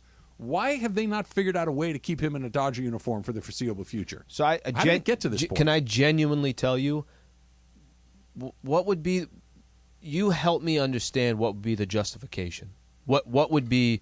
Why has it got to this point? Can you find a reason, if you're the Dodgers front office, to sit back and say, if they're sitting there today, are they saying no, this is going just as planned, or are they saying? Are there any regrets? Let's put it that way, that it's got up to this point. I don't have that answer. Well, if I'm being devil's advocate, okay, I guess the answer could be, look, we've tried and they won't do it. That may be the most obvious answer because, look, Scott Boras takes his guys to free agency. This is what he does. He resets the bar every time. Go see what he made this offseason, and that's even with Correa's deal coming down, whatever, 100. He's terrific at what he does. If I were a Major League Baseball player, that's who I would hire too. It's the right thing to do. Maybe that's it. Maybe as in it's out of their control. That they've gone to him and say, hey, can we extend? No, we're going to wait we're going to do this. But the fact that they've used him the way that he has been used, the fact that they do all the things with him, they don't do that to Clayton Kershaw. They haven't done that with most of they don't do it with Walker Buehler, that he's been the guy, well, we'll have him here, we'll have him there. There seems to be an unusual, I don't want to say bad, but an unusual pattern of use that they've used him for that they don't for their other guys. And I don't know if they value him less. I don't know if he's a harder signing. I don't know if any of these things are true. It could be the agent. But that when you got a pitcher that good, that has been good for – it's not like he just popped on this. This isn't a Tyler Anderson thing who just, hey, oh, wow, right before his time to go, he had the season of his life. Been good more or less from the moment he got here. Consistent. Why is he not locked up long term? It's a very odd deal because if they lose him, they're going to miss him. Okay. Desperate. This is not one of those, we got plenty more. Sure. This is not Corey Seager. This is not Cody Bellinger. This is not any of your those. Will Smith example yesterday where you got these other unbelievable guys. Prospects still there. Ace, left-handed pitcher? Where are you going to find another one of those? Only thing I think of is maybe there is something from Julio and maybe there's something from Scott Boras that the way he has been used, that they do feel a little bit of disrespect with the way they've used him. Maybe there's a little bit of that. Maybe there is I think at some point you reach I'm sure Julio loves pitching for the Los Angeles Dodgers. I guarantee you there's been moments in his career he's like, why am I getting shifted around like this? Yeah. I'm as good as any of these dudes. And we've gotten to the point now where the finish line is in sight. Now he's going to go to but if you would have come to him a couple of years ago, sure, and said, "Hey, listen," because then as the player / agent, you have to factor in the unknown, right? And I'm not saying you give him Mike Trout money, but there's a reason Mike Trout's never gotten to market. It's because the Angels came to him early and said, "How about this?" It's like, well, you have to take that. I don't know what's going to happen 3 years from now. Nobody does. But the Angels said, "We're willing to risk it," and they got what they wanted. It's not the best example, but Tatis was a similar one, right? Yes. You signed him, you gave him 14 years. You're like, yeah, he ain't going anywhere. I know it's a different position, the whole thing, but that does make you think. I was looking up Tatis the other day. You wanted something that would really bum me out. Do you know when Fernando Tatis is available to become a free agent again? Do you know how old I will be? When he's available. So when he's available. Is he 2 years in his deal right now? I believe he is, yes. Or maybe even one. It might be his second year right now. So you're probably 64, 63. 64 years 64. old. I will be. There's as good a chance I'll be dead that I'll be then with Fernando Tatis. No, you won't. Because you never know.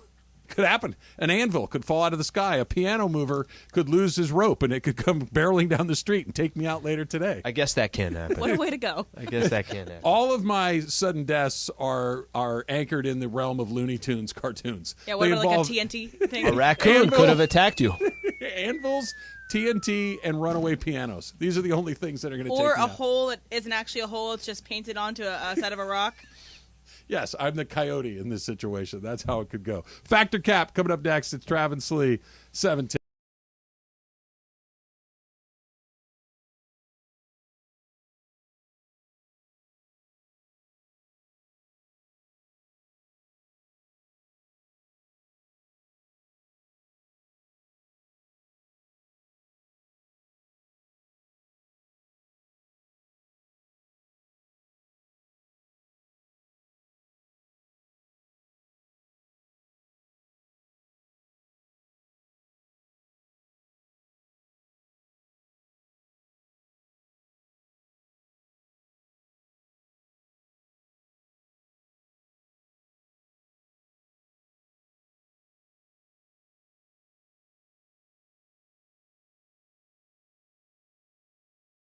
Yo, what's going on, everybody? Hey, we're in the 909. You can see it right here.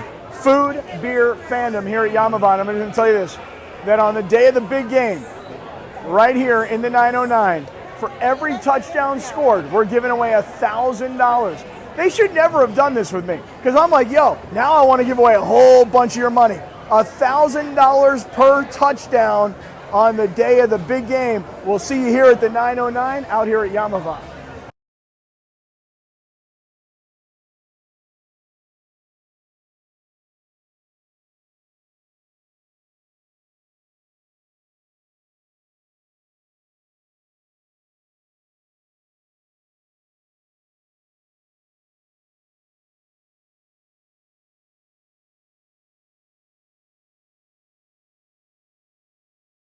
All right, Chris. Yes. Who is the most famous person in your contact list? I know everyone thinks I'm going to say Keyshawn.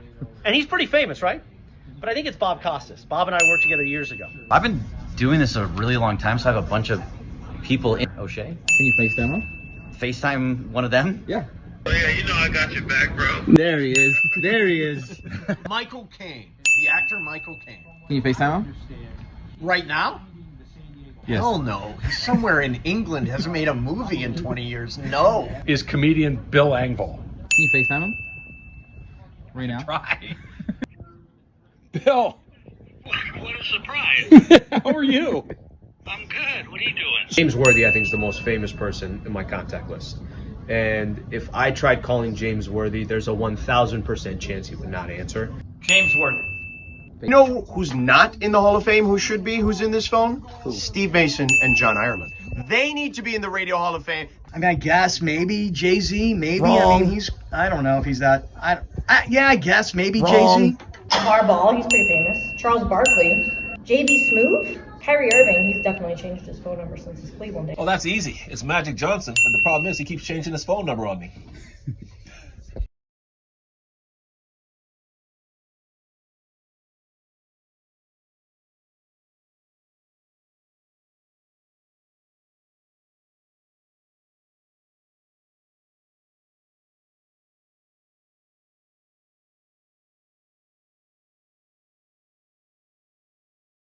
It is Travis and Sliwa. We're here each weekday, 10 a.m. to 1 p.m., and it's time for Factor Cap. Oh, that's cap.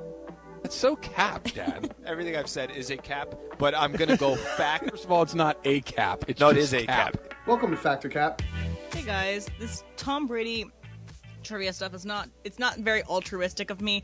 I'm just trying to commit this to memory because I'm playing trivia tonight and they tend to be very topical, so I'm trying to see what they might pull and put into the game. But how deep cuts are they going to go? Are they going like John Elway deep cuts, or No, are they just they go going, deep. what team did Tom Brady play for?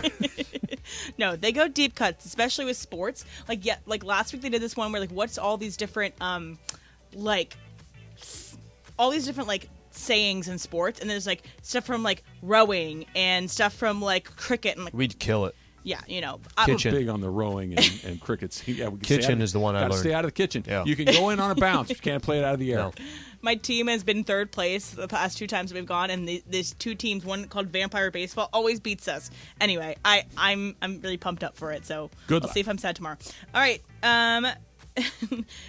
so D'Amico Ryans has now been hired as the head coach for the Houston Texans, and the thing I know about him is he is probably the most attractive coach in the NFL right now, and he has perfect skin. And I am very jealous of him because I'm also jealous of men that have perfect skin because I just know that they just put dial on their face and then they don't do any skincare, and it's very frustrating because I put so much money into my skincare. They should too. So you don't do any skincare at all. I'm saying like nothing that's outside of like a body wash. You don't do any extra things. Travis, Factor Cap. Fact. I use exactly what you just said. I use a bar of Dial soap from head to toe, and I use He's a bar guy. Edge shaving cream to trim my beard. That's it. Love it. Yeah, I mean, no, I a 50-year-old man, I don't have a moisturizing routine. Not even like just a cleanser and then a moisturizer. Al, do I look clean to you? It's no pimples, nothing. Yeah, I'm all right. It's not about being clean. Okay, Well, Alan. it kind of is. Same thing. Fact. Nothing.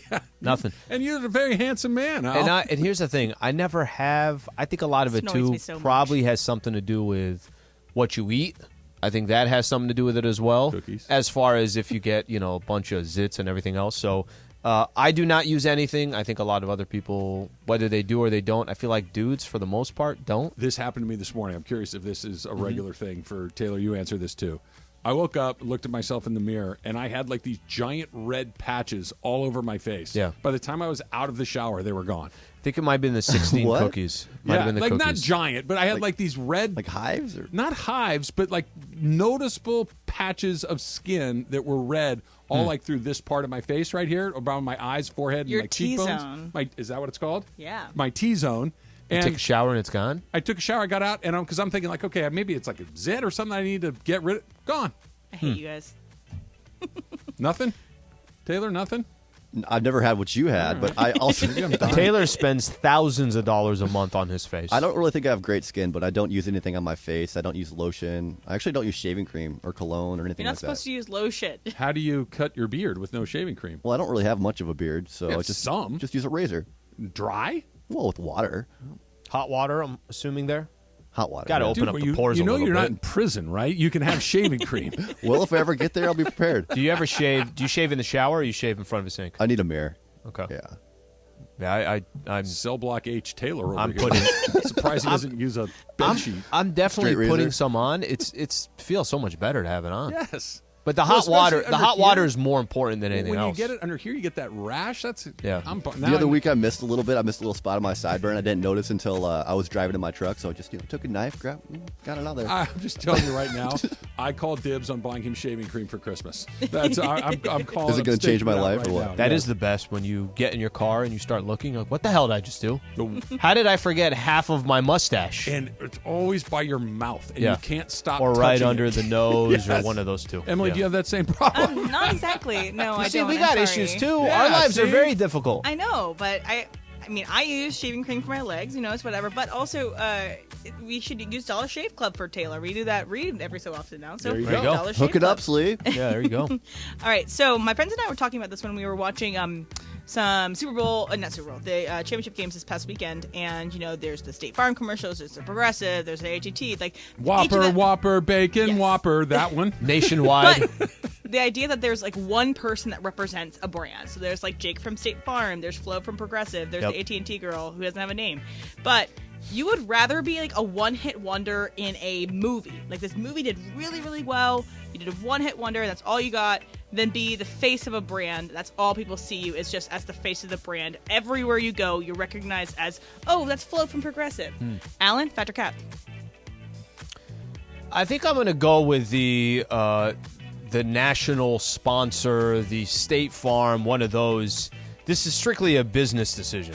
I think the one-hit wonder, I mean, listen, it's kind of crazy, but if Flo from Progressive stops doing commercials, I'll be fine. My day is not, I'm not going to get thrown off. But damn, there's an affiliation there. Yeah. With her there, you know what the commercial's about. They've done, they've milked it for as long as they have. That's got to be, and we see it in these games. How many ads are you seeing with her? How come I know her name, right? Like, how come I know all that? I'll take the commercials. That's got to be incredibly lucrative. Yeah. Trev? Yeah. I'm with Al. Yes, that Flo has been doing that spot for, and she's an actor. Like she shows up. She was in Mad Men. She was in what's the ice skating movie with Will Ferrell? Blades of Glory. Yep, She's in she's in things. She does stand up too. She's a professional performer, but she's Flo from Progressive and has been for 10 years. That thing's got to pay a fortune. Yeah. Lily from AT&T is Lily from AT&T. Yeah, she's killing no it. matter how many different times she shows up. And by the way, huge fan. Love Lily from AT&T. And I just think she reads the script really well. It makes me want to buy cell phones. Sure. I'm just saying that it works for me. But yeah, give me the national brand 100 times out of 100. Taylor? I'm going fact, so I'm going to pick the one-hit wonder just because, I don't know, I feel like you can disappear after that, just pick up residuals for the rest of your life and be fine. Right. As I don't think Taylor like, needs like the it's millions of dollars coming in. I think Fame. Taylor can get by with a little. $7,000. He could go 9 years. He doesn't have to buy any shaving cream. No, it's got to be a product I really believe in too. So I don't know. Oh, not me. You go for anything? Not anything, but a lot of things. All right, so we've heard about Taylor's taste in ladies. He likes a lady that's, got a little bit of weirdness to her, I guess. Is that what you would say, Taylor? Yeah, I'd say that. Yeah. That's right. So, I have one of my best friends who's coming to visit next month. She is, and I kind of believe this too, but that she's very much a believer in tarot cards and psychics, and that there are some people that have intuition and that can give you something. So, you believe in psychics, tarot card readers. Taylor, fact or cap? Oh man, cap. I've done that stuff. I've had exes, show me what my future's going to be, and I don't know. I think there's some truth to it, but I don't try to put too much belief into it because it scares me. Trev? I don't know. Cap for me. I believe in that. We've talked about this. There are some things out there that I sign up. Like I believe in karma. I believe you get what you give. I believe in these sorts of things. I don't think it's completely random, but that there's a deck of cards or some sort of star astrological alignment that is determining my fate. I don't buy that. No. Al? I want to believe it, but I don't believe it. Like, it just doesn't Why do you work. want to? I think the allure of thinking that where those psychic readings, you'll find it like at random places, and it will be like not a pop-up, but it's like it used to be a home, and now it's like a business. They're it's always commercial. in weird spots. Weird too. spots. Yeah. And I want to be able to go in and be like, hey, I don't know what's going on in this situation. What's happening in a couple weeks? I don't believe it. I do think there is a mental thing to it that people want to believe it, which is why those Self-fulfilling businesses, prophecies. Those businesses, you can apply are around. But have you ever done one? Have you ever done like a psychic reading? Actually, pulled up into one of those places? No. Yeah. Have you guys? I've done it. Have you guys ever done it? I've done tarot cards. I'm going to tell you something kind of funny. This is actually a Middle Eastern thing. When you have a cup of coffee, like Turkish coffee, they serve it in those like really small, really small cups, whatever you want to call them. When you're done, and these are thick, it's like really thick coffee. Okay, that's how Turkish coffee is. What my aunts used to do growing up, they would churn it over after you're done with the coffee. And then it's funny now thinking about it. They churn it over, and then after, let's say, 5 minutes or so, 10 minutes or so, that coffee would have moved, the thick coffee, however it moved around, turn it back over, and they would start talking, and they would say, okay, this is what this means, this, that. When you're a kid, I'm like, this is interesting. When you're 30, you're like, what are we doing here? Can I get another cup of coffee, or where are the desserts? Where's the baklava? You know what you just described is that's where the expression "read the tea leaves" comes from. Yeah. When they take the teacup, put it on, pour out the little bit, and then turn it over, and the tea leaves and the medium would read the tea leaves on what was left in the cup. So your ants are basically mediums. Yeah, they're like, here's what's going to happen. You're going to work at ESPN LA for X amount of years. I'm like, okay, great. Yeah, they're relatively vague, so you can kind of choose whatever you want. Whatever you want to believe. The right? one that I did was here in town. It was I was working at Fox at the time, and we were shooting this thing. It was actually, oddly enough, John Elway was getting ready for the Super Bowl against the Packers, and we were doing. John Elway had never won the Super Bowl before, so we were doing this. He was doing everything he can to try to get an advantage. So I dressed as John Elway and went to a psychic. You only shot it from behind, but I actually got the reading. And this lady could not have been less interested in doing the whole, like, you ring the doorbell that's placed by the freeway entrance where they always are. And she's like, yeah, give me 5 minutes. I'll be out in a second. And she's like putting on her robe, and she goes and pulls this ball off the shelf and says, it goes, like, you want like the full thing? You want 5 minutes? We're like, we need like 30 seconds of B-roll is all we really, but you're paying full price, right? Yes, lady. Now I want to go there. So I believe in intuition. I believe that there is something that, sometimes you just feel it and you know that this is something there. And I believe that we're all matter and it's neither created nor destroyed. So something has to go somewhere, and maybe there's people that can pluck that out of there. So I think there are some maybe talented psychics or tarot card readers out there. I believe that there's a lot of snake oil salesmen in this respect, but I believe that some are real. But that's just kind of my 2 cents about it. Got one more? I think we'll break and come back with something. Another Tom Brady fact, Slee. Plus, the 49ers still have the weirdest quarterback situation I've seen in quite some time. And oddly, no matter how many guys get hurt, they're always in a pretty good spot. It's coming up next. It's Travis Slee, 710 ESPN.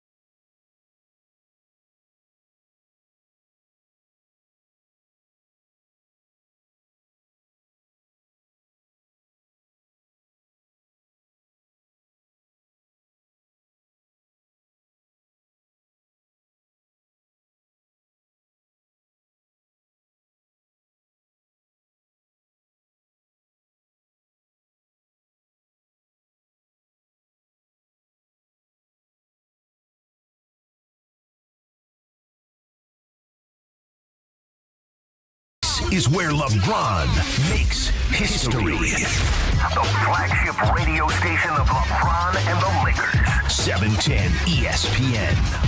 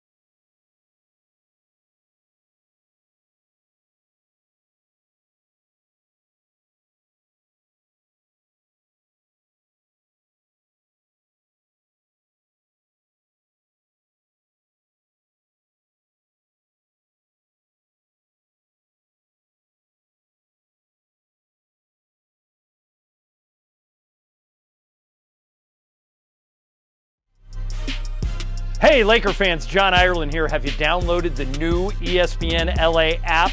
You got to get this thing. It's great. You can get Travis and Sliwa, Mason and Ireland, Sedano and Cap, and all of our Lakers talk with Slee right in the palm of your hand.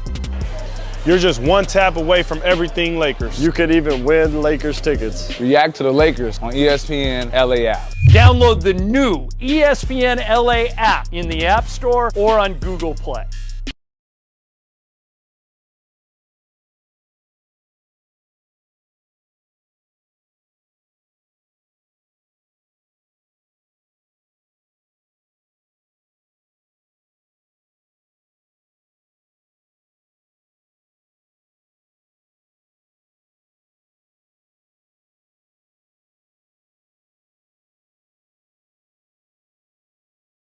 Black magic woman. Oh yeah, and also the word I was looking for your ladies is macabre.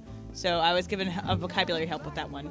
And yes, her name is Lily, and I blanked out. And I know Travis, you corrected me on it. Her name is Lily. Well, I wasn't trying to correct you. I missed that. Lily's, yeah, she's been doing that a long time. He knows too. her first name basis. Her real name is Melania, I believe. Oh wow! Not that I've ever gone pretty to neat. figure it out. Okay, so the next in the more you know. About Tom Brady. Okay, I think we all know that he's won 7 championships. So, this might be rapid fire because I'm sure you guys know the answers to all of these. Who did he beat in all 7 championships? You're talking about teams? Teams. All right, so he beat the Rams Chiefs. twice. Yep. Beat the Chiefs. Yep. Beat the Falcons. Atlanta comeback. Carolina. Yep. We're missing. The Eagles. Yep, 1 time. Yep. And there's one more. Yep. Anniversary's today. Seattle. Yeah, Seattle. ding, ding, ding. You guys got it. Yeah. Can you name the 2 teams he's lost to? Philly and Giants. Giants twice. Yeah. Yes, good job, guys. Yeah.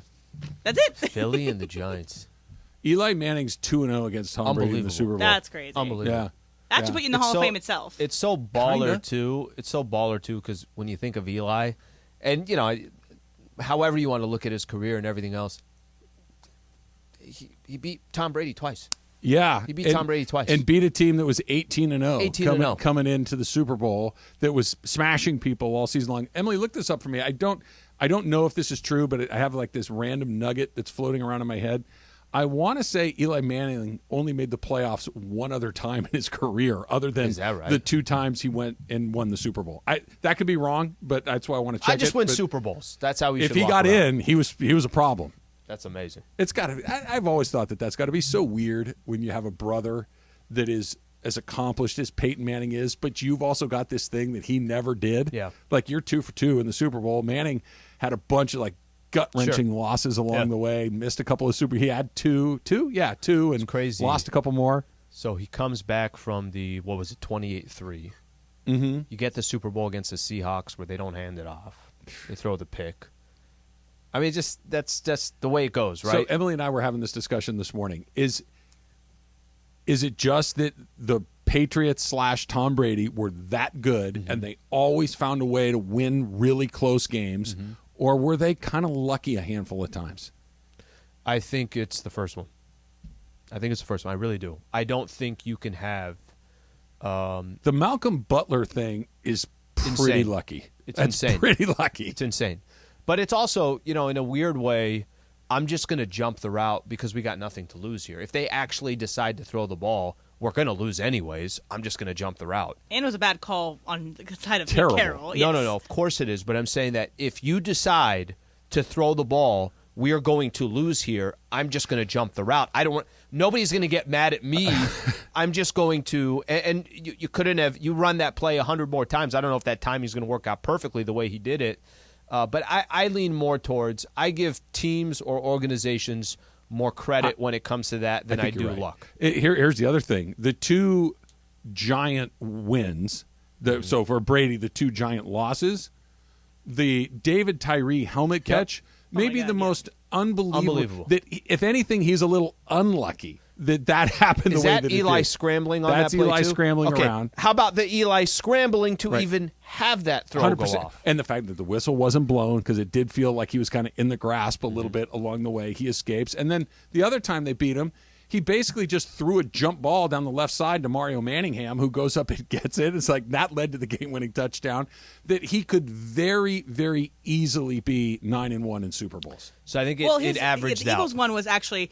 That was a shootout that came down. Yeah, and but I think the Eagles that was beat them. Eagles just beat kind of them, straight up and beat them same in for that when game. Patriots beat the Rams. Patriots just beat the Rams. Yes. So like those are two things Kind that of averaged out. Do you have like we were talking about this with LeBron? There's 100 different moments, like your favorite LeBron or your not even favorite. That's the wrong way to put it. Just the thing that pops into your head first when you think of LeBron James, and there's 25 different answers, and they're all good. What about Brady? Do you have one that just when you think of Tom Brady, you think of what? I'm thinking of moments. So I'm thinking when he puts his hand. That's it for me too. Okay, and That's exactly it. I actually think of the interception. His reaction to the interception. Oh, the Butler interception? Yes. Yeah, where it's kind of the same he doesn't reaction. know what to do. Yeah, he doesn't know what to do. And he starts screaming, and he just didn't know what to do. I think of those two. It's so funny you said, me too, that very first one, because remember, that was the greatest show on turf. Marshall Faulk, Isaac Bruce, Torrey Holt, Kurt Warner. They're just scoring points. They're just smashing everybody all season long. Brady's not a rookie, but he's a guy that is completely unknown, and he's only filling in because Drew Bledsoe got hurt, and everybody's screaming, go to overtime, go to overtime. They march down the field. Vinatieri kicks the field goal, and he's up on the podium like, what the hell just happened? He was shocked at what had just happened, and that was the last time you really ever saw him kind of like, I can't believe this has happened to me. After that, it was It's like, always, no, it's supposed to happen. I'm Tom Brady. I kick your ass. Actually, this is what do you I know what it was all the other times, which is other iconic Tom Brady moments, when he starts running towards the tunnel, and I don't know how many different times it's like he won, and it's one of those, yep, and whether that was in the AFC Championship or whether it was in the Super Bowl, it was a big playoff game, whatever it was, just that iconic jog. He'd always go back, sometimes, point into the crowd or not. And it's like, yeah, that's just Tom Brady. That's funny. Go ahead, Em. I was gonna say, for me, it's not like it's the entirety of that time of the inevitability of Tom Brady coming back from that 28-3. Once it started going in their favor, what is it? The Edelman catch that got it. It's just like the idea of like, he's really going to do this. This is really going to happen. And the entire story around it, too. Like, his mom was sick and, like, she had just gotten to get there. I mean, we can all see it this weekend at 80 for Brady about the story about it. But then his jersey got stolen right after. That's right. The entirety of the story around that Super Bowl specifically is Tom Brady in my head. You know what else? And just as we're talking about this, another one that just popped into my head was a couple of years ago when he started coming back against the Rams. I'm like, oh, my gosh, he's going to do it again. This is the Rams are going to be the freaking Falcons. Oh no! The surprise is if he does it, if they don't catch. But the Rams, just like the Falcons, they were kicking his butt. Right, the Rams were in complete control of that game, and then Cam Akers fumbles right before the half. They're getting ready to go in again to basically put the game on ice to go up like I don't know what would have been 31-3 or something like that at that point. Instead, he fumbles. They don't get those points, and now it's a little bit closer. And the second half comes out, and it's like, okay, Rams are really good. McVay's really good. Stafford, Kupp, Donald, we're fine. Brady looks a little gassed, and then it just starts. And it's one of the only times where it starts happening, only he didn't get the last thing. I'm sure it's happened before, but nothing that I remember. The only reason why is because he didn't have the ball at the end, right? Probably. The fact that it was... They gave the Rams barely any time, though. They did, but it was also an idiotic play on defense to say, hey, we're going to let somebody else. They sent everybody, and we're going to let Cooper Kupp go one-on-one with somebody else. Tom Brady can't defend that. So that's not on him. And to answer your question that you asked earlier, the stat about Eli Manning, so he has only won games the 2 years that he beat the... Is it only one play? Yeah, so he's gone to the playoffs outside of those two seasons, but he's only won games in those 2 years they went to the Super Bowl. So once he won that opening game, you just put all your bet your house. What's he gonna do? Eli Manning's going to go win the Super Bowl along the way. He's got 2 Super Bowls for the New York Giants. Lakers get a win. LeBron moves further up a list, and I'm still very, very worried, Slee, about what I'm seeing. That's coming up next. It's Travis Slee, 7.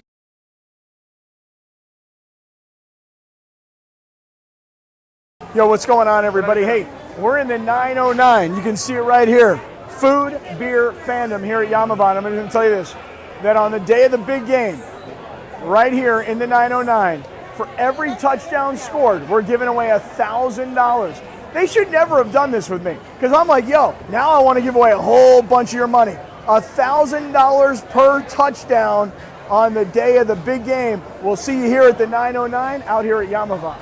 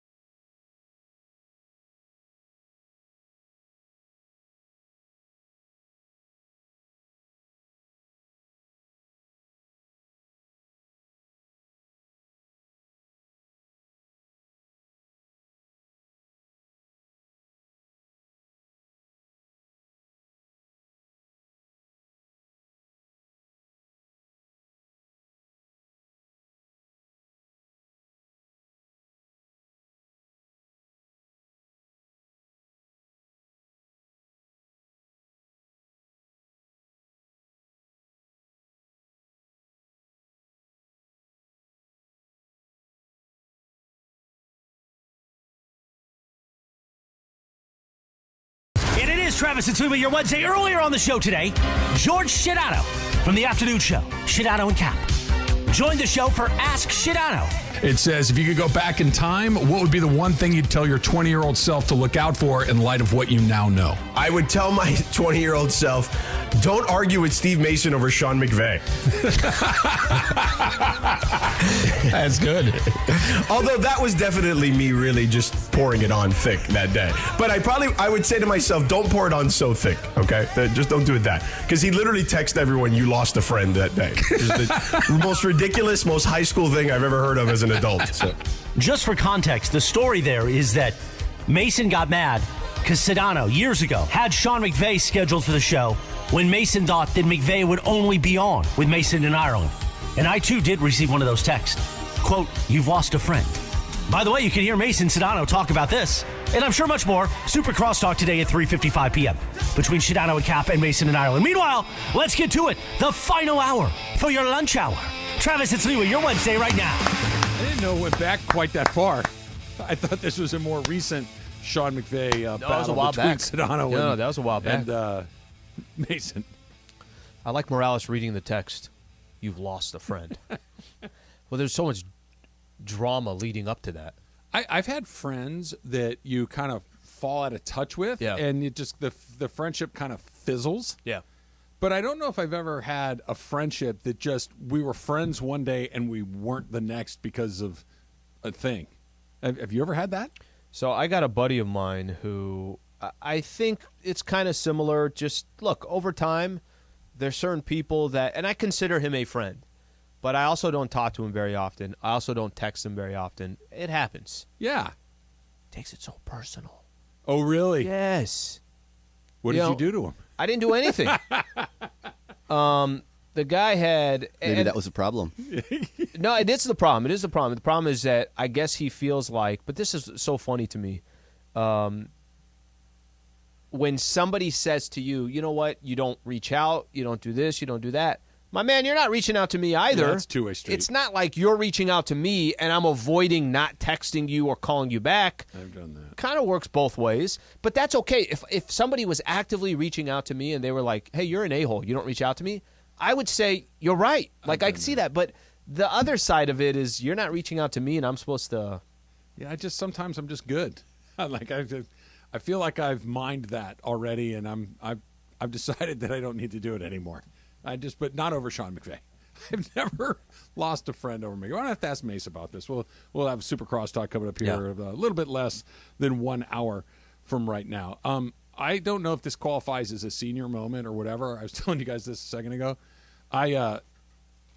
Segment ends, and so you and I sometimes will kind of hightail it to the men's room to kind of pretty much every break. Yeah, a lot. I get all the way down there, and I realize I don't need to do that. I meant to walk to the kitchen to get a glass of water.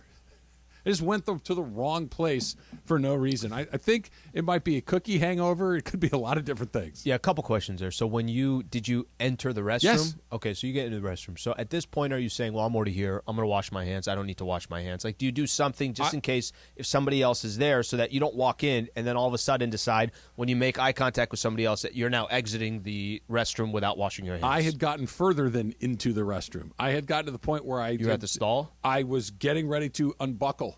And I'm like, I don't need to use the bathroom. What am I doing? Okay, no, here? that's crazy. Yeah, that's crazy. I didn't know. And not like sometimes, look to you, safety first, right? Yeah. Nothing. I don't need to do this. And I walked back. And you just walked out and came back in here and told Emily them. and Taylor, I'm officially losing my mind. I heard you telling the story in there, and in my head, I was just kind of like, I don't know what to do for him. I don't know how I could help him in this situation. You could just make sure that if it gets any worse, like you send someone out to look for me, because next I could walk to Starbucks and never come back. You just have to make sure that I always. Where's Trav? Honestly, I have no idea. I really have no idea because you're a pixel guy. I'll share my location with one of you people, so you'll always know where I am in case I wander off. Well, Pixel has internet. Yeah, but I can't. On the iPhone, I can send a pin. Yeah, it's so much simpler when you have all the same iOS. It really does. You just got your green bubble and all that stuff. Do you share your location with anyone? Susan and the kids, I do. Huh. Yeah. And his State Farm agent. And the friend that you've not talked to anymore. Yeah. I'm not kidding you. I still Bro, struggle. people take things personal, and I'm like, I didn't even know. I didn't know you were even feeling those emotions until you sent me a text telling me you're feeling those emotions. I'm still stuck on your green bubbles. I haven't re-added you. It still comes in as just your phone number, and I have to scroll back to see who it's from for context clues. Bothers me a lot. I'll be okay. And it bothers me that it doesn't bother you. I think that's like the higher level of botherness is that it doesn't bother you. I will tell you this, now having the phone for a couple of months, everything's fine. Not for everybody. Well, I can't help everybody. I can only help myself on this. In the beginning, it was really tough. Like, what the heck is going on here? But over time, it's a phone. It has apps. You make calls. Not all of them. And the world continues. Not all of them. The Lakers tried to do what they've been doing for, 3 weeks now? They have a game in hand. All they need to do is close it out. Just play a good 40 seconds, a minute or so of smart, heady, aggressive basketball. Difference is they finally won a game. Yeah, the difference is that they didn't. It went to overtime again, but instead of losing in overtime, they found a way to win in overtime. But the last, 45 seconds, maybe a minute and a half, was so end of Laker gamey that it was infuriating. So I'm going to I'll go down on this one's going to be a little bit different, but for me, I actually have some legitimate concern about the Lakers now, and I think now, yeah, what changed? I was waiting for AD to come back. Nobody in the West is running away with anything. I like the Rui deal. Rui was actually nice yesterday. 8 of 12 from the field. I think 18 and 9, something along those lines. And they started him. But last night, and Trav, it's not like I can make some excuses for the Lakers, but the problem is you're running out of time and you're running out of excuses. If they'd have lost yesterday to the Knicks, who had the final possession of the game and could have easily won the game after they were up 6, they'd have been 6 games below 500. Now you're getting closer back to, remember they started the season out 2-10? It'd have been the closest they'd been to when they were 8 games below 500 than they ever have. My concern with the Lakers is this. LeBron's playing great. AD just came back. Lonnie's back in the lineup. They're the healthiest they've really been in a long time. They're going to get Austin Reeves back soon. They go make a trade for somebody that they really need, a 6'8 wing. What really I think is concerning me about the Lakers right now is they're so bad at the end of games. The good teams around the league, that's when they're at their best. Sure. That's when they say, hey, 2 minutes left to go. This squad is lucky that they're still in the game against us. Let's close it out. That's what we do. We close out games like this. And for the Lakers, it's actually kind of funny. Mark sent this. He texted. He said, "Why do I feel like I just ran a marathon watching this game?" And I think every Laker fan, you were exhausted by the time overtime was done, as if we were playing in the game. The Lakers, I don't know what they do at end of games. Nothing. And it starts. It's already cost them some games. You could look and say, yeah, but Al, this, that. It has cost them some games. And even if it's cost them 2 or 3 games, that could be the difference of making the playoffs and not making the playoffs. So last night was a win that they desperately needed. It was against a Knicks team that's, a couple games over 500. But it was a very frustrating game by the time it was all said and done because I don't know what's going to change in some of these end game situations. That part's really concerning. Well, yes, I agree with that last thing. But what should change is the coach should call some plays. The coach should call some timeouts. The coach should get some guys on the floor who understand how to execute end-of-game situations. And why LeBron is doing it the way he is, why AD is doing it the way these guys have been around a long time. They should be doing better than they are. The problem is he just lets it go. And it keeps going badly. They got pretty lucky last night, quite frankly. They did get lucky. They got lucky that, like you said, should have won the game in regulation. New York didn't win the game at the end, and then they played well in overtime, so give them credit for that. But I'm not even talking about with this team, 4 games under, 6 games under. To me, it's virtually the same, right? That I don't know if it's not that. Well, now I'm concerned because it's 4 as opposed to 6. Just the eye test on this team. The whole season has been underwhelming. There have been moments where it looks pretty good, but generally speaking, here you are, 2/3 of the season completed, and they're still at the bottom of the Western Conference or very close to it. They have never poked their heads out of it. They've gotten this guy back or that guy back, or this guy's played well on one night, a different guy's played well on another night. LeBron's been pretty fantastic more or less the entire season, and they're still not moving anywhere. The same problem from 3 weeks ago was the same problem last night. There is no indicator that says, hey, this is getting better. Mm-hmm. There was a little, when AD was going crazy, that was, hey, this is getting better. Since then, not really. I disagree with that. I think without Anthony Davis, there were moments for me that I thought they were playing better than they should without Anthony Davis. They had to move out of the spot. That's what I'm getting. I'm not talking about I'm saying they've been in that spot all season long. So the reason why I say it is I think they went 10-10 without AD, something like that. I didn't think they'd go 10-10. You're right, they didn't move out of that spot because they did go 10-10. Right? They were 500 that entire way. My problem with them more than anything else right now is, and I get the Darvin Ham piece of it because that is your head coach. And Darvin Ham, one of the things I think players really like about him, guys, I'm not going to sit here and hold your hand the entire time. You guys are vets. Go do you. Mm-hmm. At the same time, he does that too much in late game situations where Darvin Ham, if there's ever a time against Philly and Russ is fumbling the ball and you don't have a play, call timeout. If a play, we'll go back, I think the Boston play, or I'm sorry, not Boston. No, it was Boston where Patrick Beverley fouls. He can't do anything about Patrick Beverley fouling, but he could have fouled before so that they don't take a 3. There's certain things I put on Darvin Ham. Bron yesterday, I think this goes back to Bron as well. He's also been in the league for obviously 20 years. He's 38 minutes in, and I think he does things at the end of games because he's freaking tired, which is why you need to run a play, which is why you need to call a timeout and just kind of settle it down. Yes. Guys, we're going to run this set, this, that. Let's at least just get the shot we're looking for. The whole dribbling the ball for a 24-second shot. By the way, there's 1:30 left, and you're only up 6. They're going to get enough possessions to go back the other way. That, to me, is the most frustrating when I watch the Lakers. Well, I'm going to go back to dad mode here for a second. Darvin Ham is doing dad mode, which is, hey, I'm going to let you guys figure this out, right? You guys have been around a long time. You guys should know what to do, and go ahead. You guys do end-of-game situations. It's like with a parent, like, look, you can do your homework however you want. I'm going to wait for the report card to come in, and then we're going to decide whether or not this works or not, right? If my oldest, no, this doesn't work. Now I'm going to ask you every day, what do you have to do with your homework? What is it? With Kelly, she did it. Great. Do whatever you're doing, keep doing it.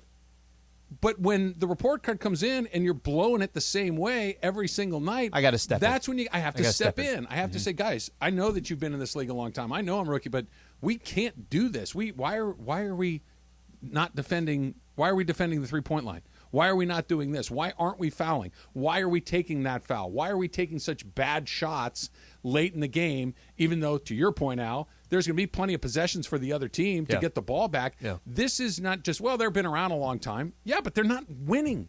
They're not doing it correctly. That's the point. Coach isn't there to micromanage every decision that's being made. You're there to kind of readjust it when it gets offline, and it's been way offline. Can I simplify it here? If they're not better late game execution, they ain't making the playoffs. Like that's how a lot of these games are going to come down to. They're going to come down to teams are going to be fighting, positioning, standings. You're playing Memphis, Golden State, all this stuff. It's as simple as this. They continue to be this poorly towards the end of games.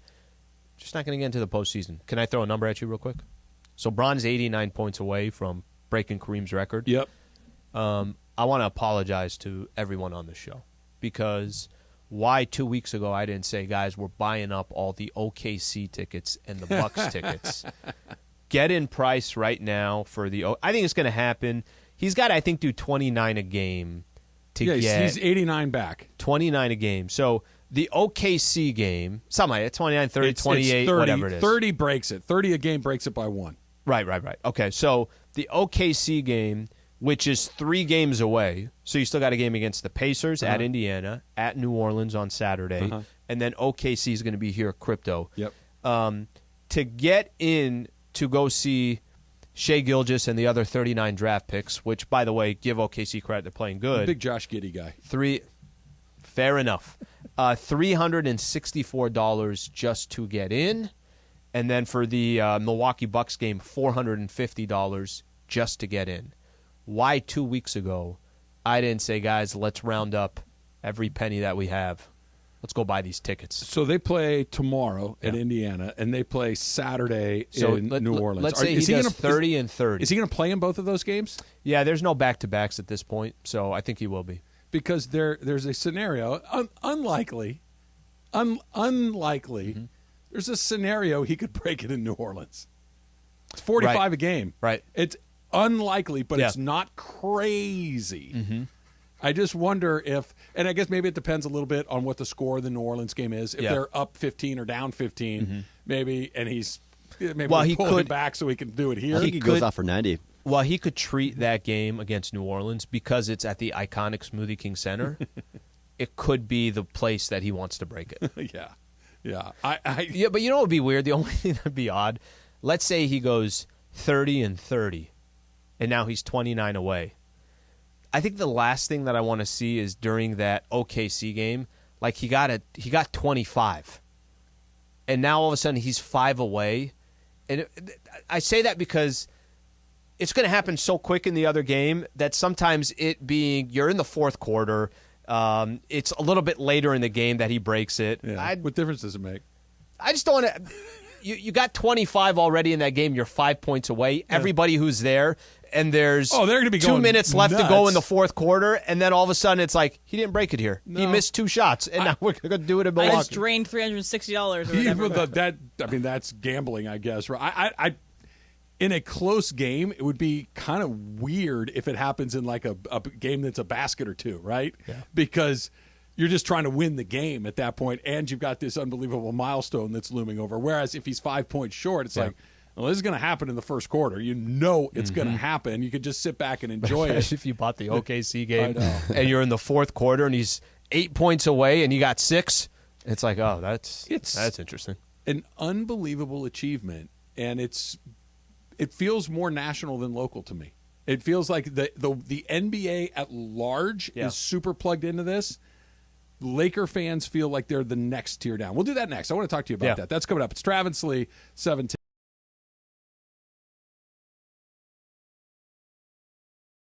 Yo, what's going on, everybody? Hey, we're in the 909. You can see it right here. Food, beer, fandom here at Yamavan. I'm going to tell you this, that on the day of the big game, right here in the 909, for every touchdown scored, we're giving away $1,000. They should never have done this with me, because I'm like, yo, now I want to give away a whole bunch of your money. $1,000 per touchdown on the day of the big game. We'll see you here at the 909 out here at Yamavan.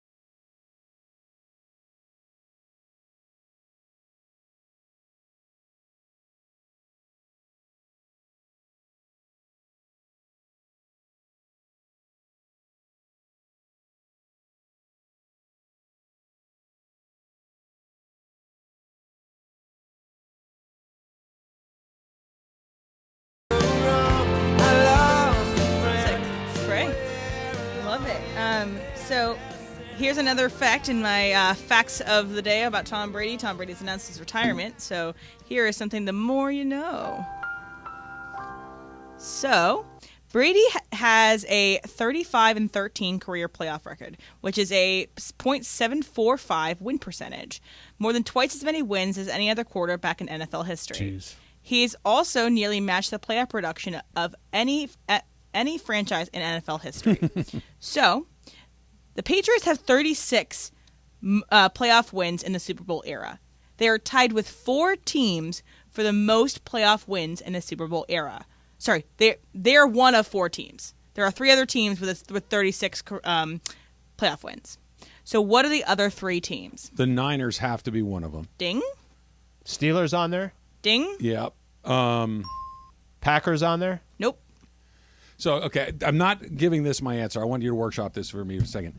Are the Cowboys on there? Because they had the 70s, 80s, and 90s. They were in it all. And now they haven't been in it I'd for say 30 no years. because how long they've been out. It is the Cowboys. Yeah. So the Steelers have 36, the Cowboys have 36, and the 49ers have 36. I'm going to throw another one in there. But no, for the same reason. You got them all. That's 4. Oh, we got them That's all? a 4. Yeah. No. Wait, who did I skip over? So we have the Steelers, Niners. the Cowboys, and the Niners. Oh, it's only 3 others. Yeah, 3 sorry. others. They're total. one of 4. Do you have the list beyond that? So, no, I I only had this. So Oh. this is what the list says. It says Steelers at 36, Patriots at 36, Cowboys at 36, 49ers at 36, and 30 of those Patriot wins have come from with Tom Brady. Yeah. Yep. And then Tom Brady himself has 35 playoff wins as a Tom Brady as a quarterback. And Texans 34. I was wondering if the Raiders might have snuck in there, too. Because 70s, 80s, Raiders. Cowboys I would not have guessed Yeah. because they went through such a stretch without. But they were in it every year in the 70s. They were in it mostly every year in the 80s. They were definitely Sure. in it through the first part of the Dominating, 90s. yep. Yeah, no question. All right, so LeBron is going to break the record either on the 7th against OKC or the 9th against Milwaukee if he just kind of plays the way he's been playing all season. Yeah. 30 a game puts him over the mark, and that would happen against Milwaukee. It's an extraordinary event. It is. I don't even know how to put it in the context of other things. That anytime you are the all-time blank, and especially if it's home runs, points, touchdowns, like the goals, the thing that makes the game win, right? You have to score points to win the game. It is a huge deal. This is a huge deal, and it's being treated like a huge deal. Every time you turn on a Laker game on TNT or ESPN or NBA TV. The LeBron tracker. Absolutely. The all-time. You're around it far more than I am. Far more than I am. I don't get the sense that Laker fans are counting this down basket by basket, that they're waiting with bated breath for, hey, when's it going to happen? Is it to you, like you said a second ago? Is it going to happen early in the game where everybody's just kind of getting loose, or is it going to come? Is it going to knock down a 3 to win a game and break the record? Like there's all these different scenarios. It just feels like, yeah, when it happens, we're all going to be excited and amazed by it, but it feels more national than local to me. Let me ask you a question. Do you think that individual records, you think people get more excited when you don't see something coming? I'm going to kind of explain what I'm talking about here. So obviously I got a long runway. You knew it was going to happen. You knew coming into the season. We've been kind of keeping track of this for the better part of 5 or 8 years. Well, the coming into this year, there was a lot of, hey, it's going to happen around game 50 or 40-something. Depends if you miss this, whatever it is. There was a game, I think a week ago or so, and John Ireland during the broadcast turns around. He says, hey, do you see what Dame is doing? And I had no idea. So I look, Dame had 60, and there's still like a full quarter to go. He had maybe 9 threes at that point, or he was close to 60. And all of a sudden, it's like you're glued, and you didn't know it was coming. It wasn't expected. Clay gets the 37 in a quarter. If you know 20 points into that quarter, everybody now is tuning in. Oh, my gosh, something could be happening. I don't know if it has anything to do with this, that there's such a long runway to get there that you're just kind of like, all right, well, if he's 25 games away, what do you want me to do? When he's 20 games away, what do you want me to do? And now that we're within the next week, it's going to get done.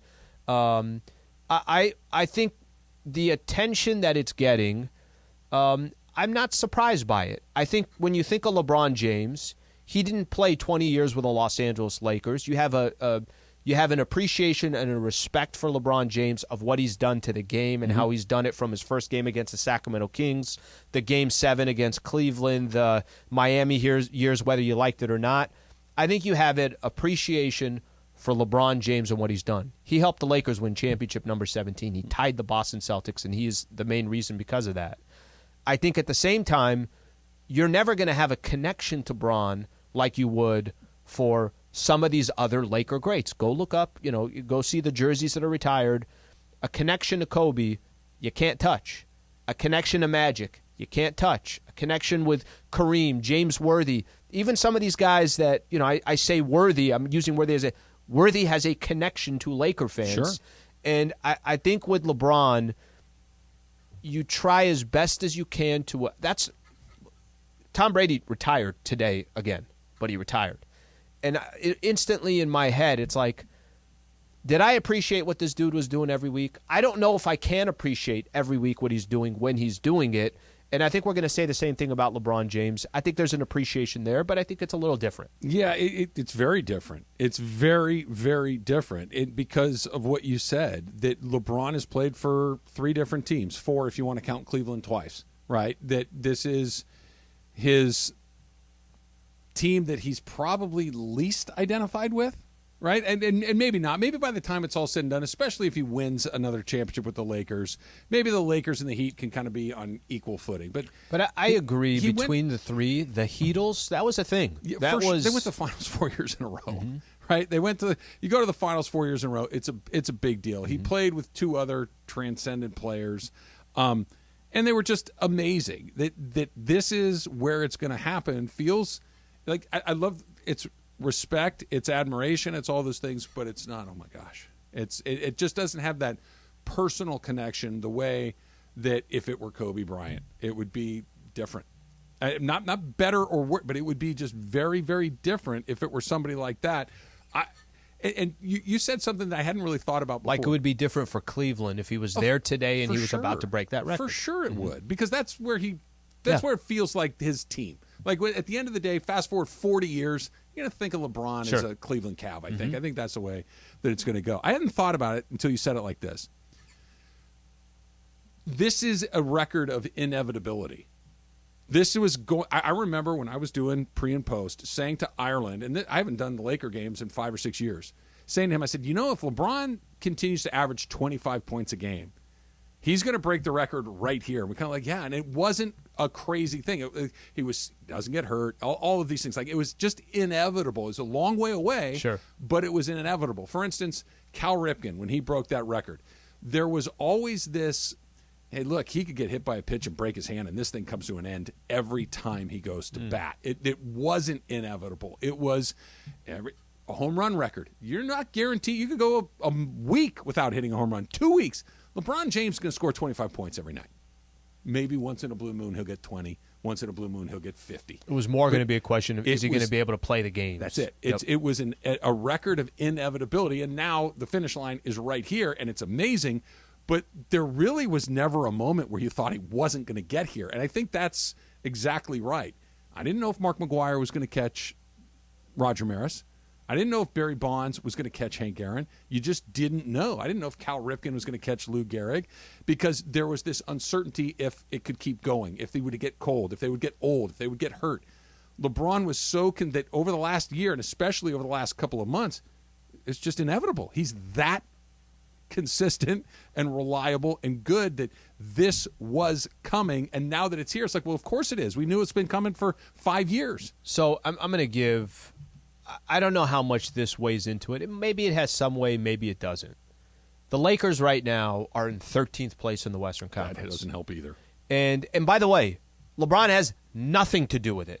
AD is not available. And if Anthony Davis is not, can you tell me, at least from LeBron's perspective, I feel like the man has done his part, that usually when we say why the Lakers are not what you're hoping they would be, AD's name comes up because he's not available compared to Bron, who has made himself available.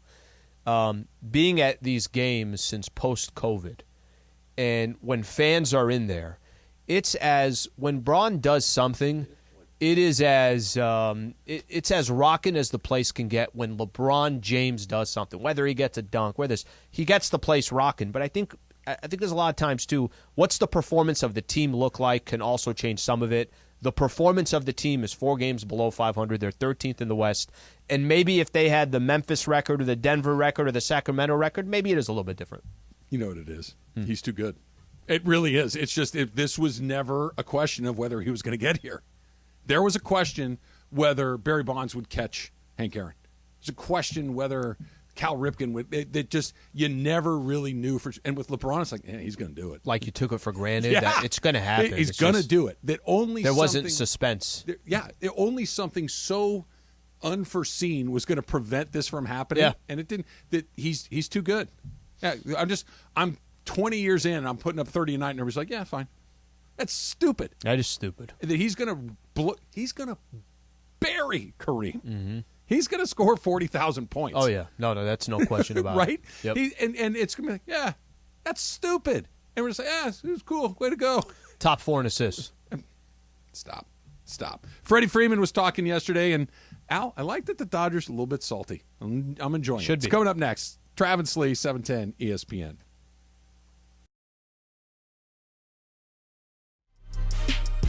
Hey, Laker fans, John Ireland here. Have you downloaded the new ESPN LA app?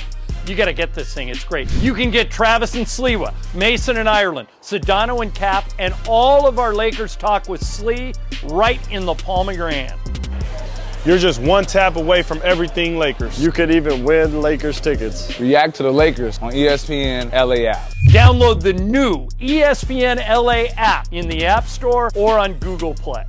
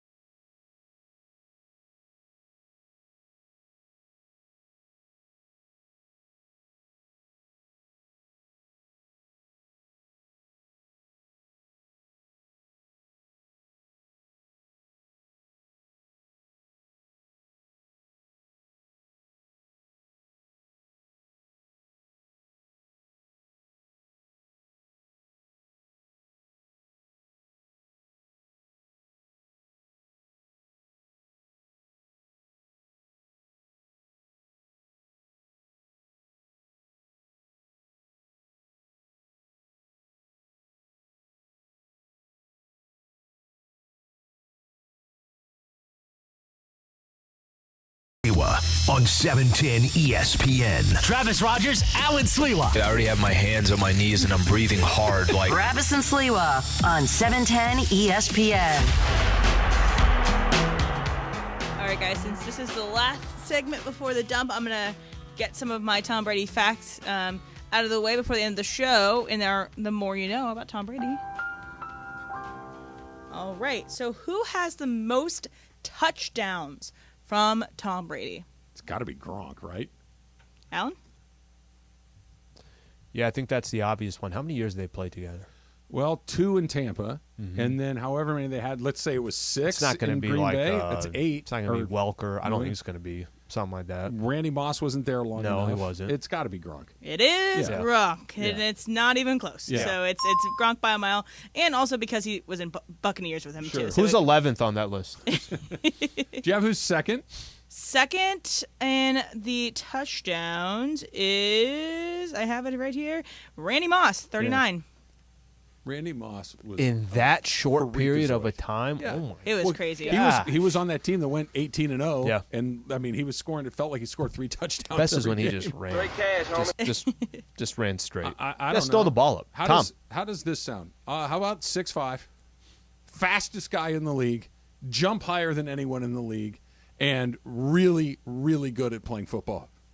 He wasn't open. Yeah, just throw it up. Came out the womb, I was ready.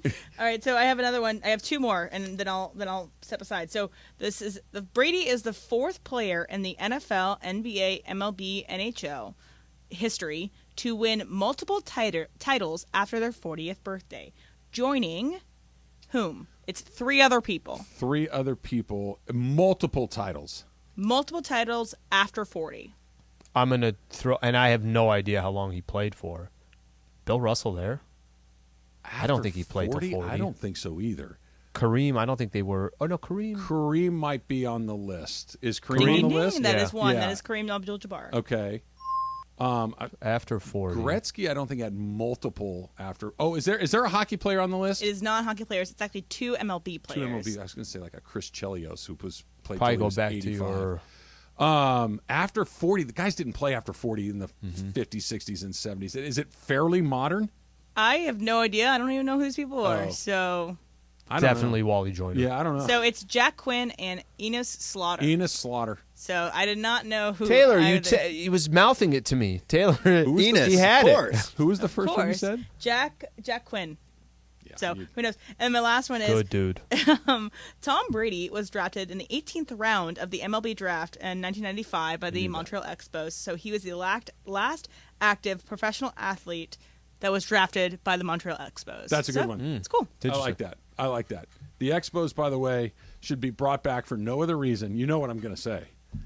What do I love? What do I get super geeked out for no good reason about? Jerseys? Yes. Yeah, that is a great. They have unbelievable fantastic uniforms. I think of that little Vlad immediately. EMB, the little logo on their hat, Yep. one of the great hats of all time. They should have Montreal Expos for no other reasons. Just still flying off the shelves. The in Montreal. Diamondbacks should be the Montreal Expos. Just put I on agree. Montreal gear and wear that. So The good. Nationals logo is just essentially the Walgreens. Walgreens. Logos. Yeah, it's Arizona's it's gear. Awful. What are they doing? Nobody's is worse. What are they doing? Nobody's is worse. Yeah, And you're that- right. And that the Expos are just in the dustpan of history. Come on. Sucks. One of my favorite Well, it's ones. almost like in the NBA, and I love this, that the Sonics kept all their stuff so that when a team comes back, they could use it. Like the Browns. Exactly. Yeah. Seattle had, there's so many different types of jerseys. That's where I look at in the NBA. I'm like, that's ugly. I like the Sonics. Cool their colors, gear. cool logo, and the old one with the Space Needle, not the one with the basketball. That was terrible. Space Needle, yep. Yeah, the Space I Needle. hope I don't have to do this again in a year. The Jack Sigma one is awesome. The Jack Sigma era Sonics. I'd have to think. I'm thinking more. So wait, is Gary Payton and Sean Kemp? They split them. They were in both. Okay. Not when they went against the Bulls in the finals. Not those. The cursive logo you're talking about? No, it was kind of like 70s disco-y and had a yellow Space Needle. See what you did when you brought up the Expos? Now we're going Sonics. Anytime we go uniforms, I like the wormhole. I'm your man. I am your man. Freddie Freeman. I like that baseball guys are starting to talk sleep. It means we're getting close to the beginning of spring training. And the Dodgers, of course, question's always going to be, every guy, I'm sure Max Muncy's sitting at his house wherever he lives right now going, how many times are they going to ask me why this year's going to be different than the other ones? They all know it's coming, and Freddie Freeman got the question. A lot of people picked us to win that last year, and we had a really, really good team. But baseball, I think everyone that knows it's been inside of baseball, crazy things happen. Did anybody think in an 87 or team, Philadelphia Phillies team was going to get to the World Series, and 88 win Atlanta Braves team is going to win the World Series? That's why we play so many games, and that's why it's 8-9 months long, because baseball's a beautiful sport, and sometimes it can smack you right down, and it did to us last year, but we're excited to get going in a couple weeks. How sick is he, Kershaw. I don't want to name the players. Every guy wearing Dodger blue this year going to be sick of that question by the time the first spring training pitch is thrown. Yeah, I was going to say, if he thinks it's just starting, right? It hasn't started, No. right? And listen, I think that they know that that's coming. They know that you can't win 111 games and lose to a team that you absolutely, I think, won 14 of 19 from the Padres during the regular season. So that question's coming. And when you have expectations like the Dodgers, I don't think it's a surprise or anything like that, but they will be sick of it before March 1st even comes around. Why does this feel so different than previous years? Because they won the World Series in 2020, but that's not that long ago. It's not that recent either. But that catastrophe that happened last year seemed to land differently than all of the other failures that they've had along the way. It just kind of changed the look. You guys can go put together whatever you want. Just let me know when the playoffs start.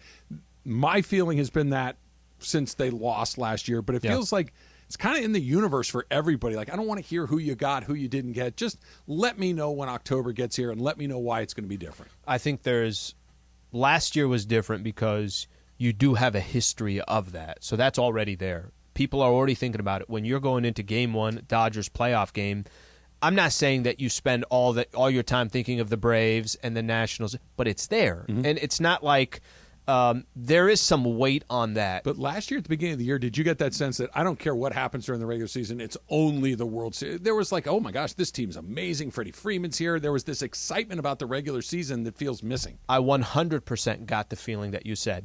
That people were saying, oh my gosh. But not even just, oh my gosh, go win a World Series. I really do believe that. And that's last year. And that's what the Dodgers, by the way, that's what they've built. They've built we're not here to make the playoffs. We're not here to win a round or two. We're here to win a World Series. So for me, that was the conversation. And then the regular season started, and they're demolishing teams. Their run differential, the 111 wins, all that stuff. I think you look back at the history of the Dodgers over the last 10 years, you look at all the disappointments that they've had, plus then you have a team that's absolutely stacked with Trey and Mookie and Freddie and go down the list, and then you win 111 games, and like you said, the playoffs started and the playoffs were over for the Dodgers. I don't know what it is. It's a weird mix of, I don't want to say I don't care because I do, but I don't care how you get there. I don't care if you're in as the last wild card team. I don't care if you win 111 games again. None of it really interests me nearly as much as the very end. Because last year it was, hey, could they win 115 games? Are they going to is this the greatest Dodger team of all time? This team could, and they won't, but let's say they showed up and they won 115 games. The conversation of, hey, is this the best Dodger? It's like, no, man, I don't care. I just really don't care unless they punch their ticket. I was going to ask you this question. How much, and I think you already answered it right here, how important do you think it is to winning the division if you're the Dodgers? It's important, but for not for the reasons that you might think. So what I would say to that is, well, they've already been in scenarios where they've won the division. Yeah. I don't think any of that stuff really, and I get what the advantage is. I'm not trying to downplay it, but they've done that. Yeah. Have they cashed in? I think that's just the only thing that matters there. How important is it to win 100-plus games? It's not important. It's not. How important is it what's important is you get in the playoffs and you're healthy for that postseason run. That would really be the only thing that's important. Healthy, yeah, but sleep, not even so much health for me as just, can you just please be hot when it matters? Sure. And go ahead, try to figure out who's hot when. It doesn't make any sense. But the only thing I'll say about the division is it matters simply because you get a little bit of an easier path. It doesn't make it easy. It makes it slightly easier. The Padres had to go beat the Mets 2 out of 3. Just if you can skip it, I'd rather skip it than have to go do it. You're not wrong, but what's kind of funny about that, I heard so many people because teams that played in that wild card and won carried some momentum, and then people were then saying, well, they have an advantage because they played 3 games. I'm like, which one is it? I'd rather be sitting at home while you're trying to survive personally. No, I couldn't agree more. It'll be interesting to see how that shakes out over the next several years. Because remember, last year was the first year we had that format. This could be the one time where the team that had to go on the road, what did they win, 3 of the 4 series? It was 3 or 4. It could never happen. We could do this for the next 30 years, 3 or 4. And it could never happen where 3 of the 4 road teams won it again. Well, and in the NL Championship, it was the Phillies and the Padres, the last 2 to get in the NL. It was the 5 and 6 seed. And AL was different because it was the Yankees and the Astros. And you had the Padres hosting the NLCS, which go ahead and figure that one out. The Dump coming up next, a little super crosstalk as well. It's Travis Sliwa, 710. Yo, what's going on, everybody? Hey, we're in the 909. You can see it right here. Food, beer, fandom here at Yamaban. I'm going to tell you this, that on the day of the big game, right here in the 909, for every touchdown scored, we're giving away $1,000. They should never have done this with me, because I'm like, yo, now I want to give away a whole bunch of your money. $1,000 per touchdown on the day of the big game. We'll see you here at the 909 out here at Yamavan.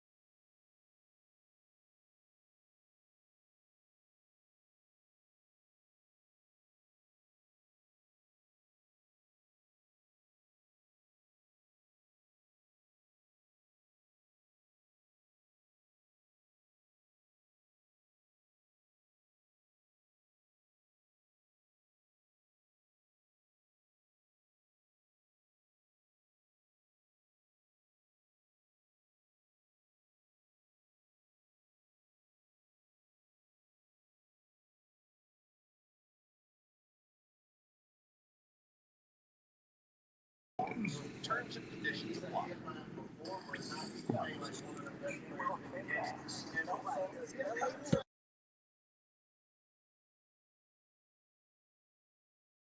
This last year.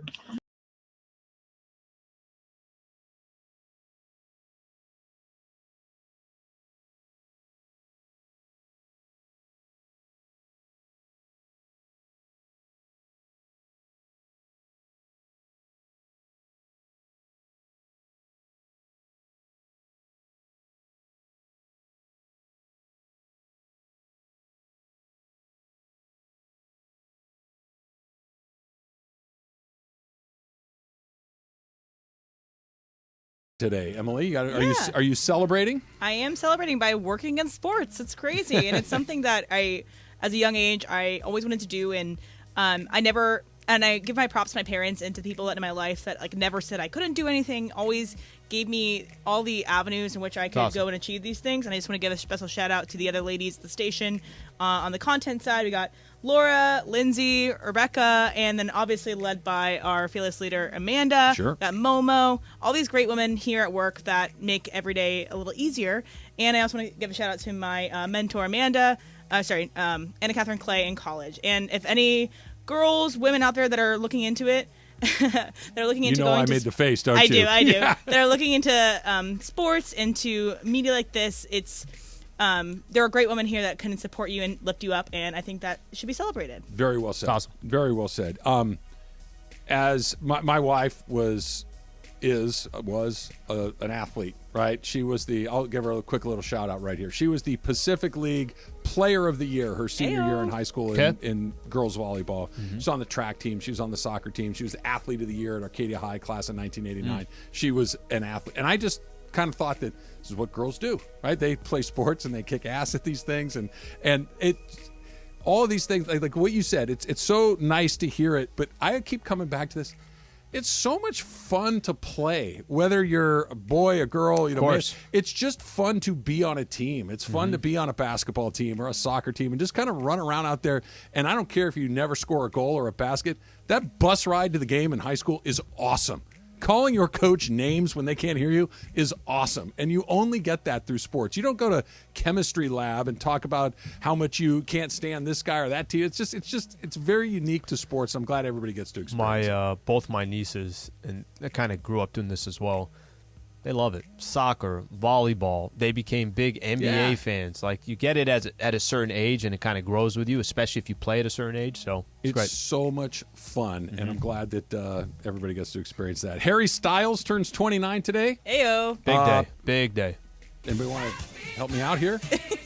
One Direction fame. Yeah, you don't know who Harry Styles is? I know that he is a famous person. Yeah. I thought he was a musician, so apparently I'm correct. But He's in One Direction. He was in that, the boy band, and now he's had a solo career. He had the he's top single of the flourished year. since One Direction. If I put together a lineup of two people, could you be 100% certain that you're going to pick Harry Styles? 100%, I'd have a 50% chance.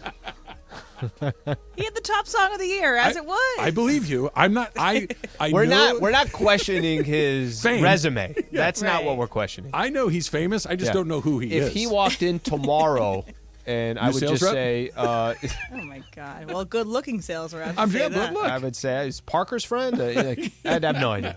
Also, one thing about him too, Travis. I don't know if you remember this when we were going to SoFi for games, but he had his quote-unquote residency at the Kia Forum. He had 14 nights sold out, something like that. I know I'm wrong about the dates, but he was there for a long time. Girls would be intense outside the Kia Forum 4 days before the show starts. It's ridiculous. I have come to I would never do 4 days. I do 3 days. That's my limit. Right. I've entered a point in my life where I'm perfectly comfortable and willing to admit that I know nothing about who's famous. And the Harry Styles is a perfect example. I don't care. And I don't mean that disrespectfully to him. I don't care that I don't know. Does that make sense? Of course it makes sense. You already know all the information you're going to know. I've got enough stuff. I know what the 1978 Topps baseball cards look like. I'm holding on to that information. Why would you take Harry Styles' info and then all of a sudden some of that has to go away? Exactly. That's unfair to you. Exactly. The Arena Football League is coming back. They have a new ownership group. They're going to be back on the field in 2024. They have been dark for the last 4 years, but the AFL, the Arena Football League, is coming back out. Yeah, I got season tickets this morning, so I'll be at every game calling the halftime. I only got the halftime gig. They didn't give me pre or post. It's an odd experience. I went to one. Yeah, you said it's very unique. I've never been. I believe they were called the Avengers, the LA Avengers. I think that's what it was. Sounds right. I went to one of their games a long time ago, and I can't even tell you what it was other than at the end of the game, I had enjoyed myself. It wasn't football. Yeah. It's played on a field the size of a hockey rink, and everybody's in motion before it's so bizarre, but it's kind of fun. Why do I feel like when I was maybe a teenager, maybe a little bit younger, when did arena football kind of have a moment? In the late 80s. Okay, in the late 80s, early 90s. Had a little moment. It sure did. And by the way, the NFL went and found some guys from the Arena League that I believe Kurt Warner played in the Arena League. Iowa Barnstormers. Yeah, there were some guys that were NFL caliber talents playing in that league. Now you've got all these whack side leagues, the AFL, the USFL. I think the XFL is coming back again. Yeah. It's a lot of CFL. I always think about it. I mean, are there people, and listen, I don't know. I genuinely don't. Is this hey, I'm so excited that this is coming back? Is there a hunger for that? In a state like Iowa where they don't have any other professional sports. Okay. Yeah. Then Did you go to Barnstormer games? I've been to one game. Yeah, it was a lot of fun. Yeah, right? Yeah. But it's not the equivalent. football. Listen, it's not the same thing, Trav, but it's the equivalent of having a minor league team in a really small market, and you really care about that minor league team. Because that's your town, that's your city. They're going to sell tickets, sell beer. Those small cities will sell out. The Anaheim had, I believe it was the Anaheim Kiss, where they literally had Gene Simmons on the side of the helmet. It was that didn't really catch on. I remember we were having lunch when I worked for the Angels, living down there or working down there. We went to lunch at JT Schmid's or whatever that place is. It wasn't me and Artie.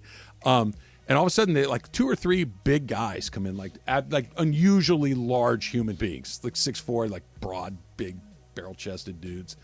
And there was like 5 or 6 of them. And I'm like, that's not a coincidence. You don't get that many guys that size all together at once. And the guys was like, yeah, no, the Kiss come here after they practice over at the pond. I'm like, the what? Yeah. The who does the what? Kiss. Yeah. And then I'm like, oh my gosh, we have a Orange County Arena League team. A 6-year-old in Michigan got a hold of mom or dad's phone and ordered $1,000 worth of Grubhub last weekend. Was it Mason? We'll have to ask him when we do. Did they deliver the Thai food to the other Thai food place? Okay, I'm a relatively frequent user of delivery service. Not all the time, but period. Is there not some red flag that goes up if you order $1,000 worth of things? You would think that somebody would say, "Hey," and plus, if it's I don't know, I get it. $1,000, it's like I need more info on the story. Let's put it that way. $1,000, like, look, if you ordered $1,000 from Mastro's, okay. Okay, so here's what happened. So it was multiple different places. So multiple different locations would bring them stuffs, and the parents didn't realize until I guess they're away or whatever. They didn't realize until their phone got a notification being like, "Hey, did you just order $496 worth of pizza from XYZ pizza place?" Yeah, that's kind of how it happened. There should be some sort of suspicion defaults. there. Yeah, exactly. Like, hey, we're gonna call just before we put these pizzas in the oven. We're gonna call back. Got a call from Ryan. He's 6. He wants 31 pepperoni pizzas. It's a lot. Let's do a little super crosstalk. ESPN AM 710 Los Angeles. KRDC AM 1110 Pasadena, Los Angeles. K256CX 99.1 FM Pasadena, Los Angeles. It's the greatest segment in LA sports radio history. Oh my God. When the shows come together for magic on the radio. It will only grow stronger. Super Crosstalk. Are we ready for Mason and Ireland to join Travis and Sliwa? Super Crosstalk begins. Super Crosstalk presented by In-N-Out Burger. In-N-Out. That's what a hamburger is all about. It's time for Super Crosstalk. The biggest bill that you've ever had to deal with from Grubhub or whatever your Uber Eats, whatever your delivery service of choice is, Mace, has been what? Well, there's only 2 of us in the house, so you can't go too crazy. But we have ordered steak from Boa, which is definitely like a $200 thing. That's probably the most expensive. Now, I heard you guys talking about this.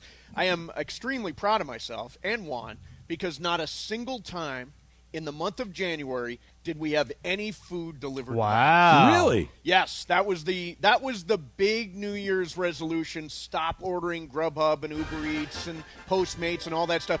Not a single time in the month of January. Have you so started it's February cooking? 1st. So what happens? Good point. Now? It's sort of like dry January, I think. Yeah. You know, we went delivery-free. No, we're going to stick with this. We're going to stick with this. Did you start? Because it is a total waste of money. I mean, there are times, and I swear to God this is true, that we've ordered 2 donuts to be delivered from DK's Donuts in Santa Monica, which is a great donut shop.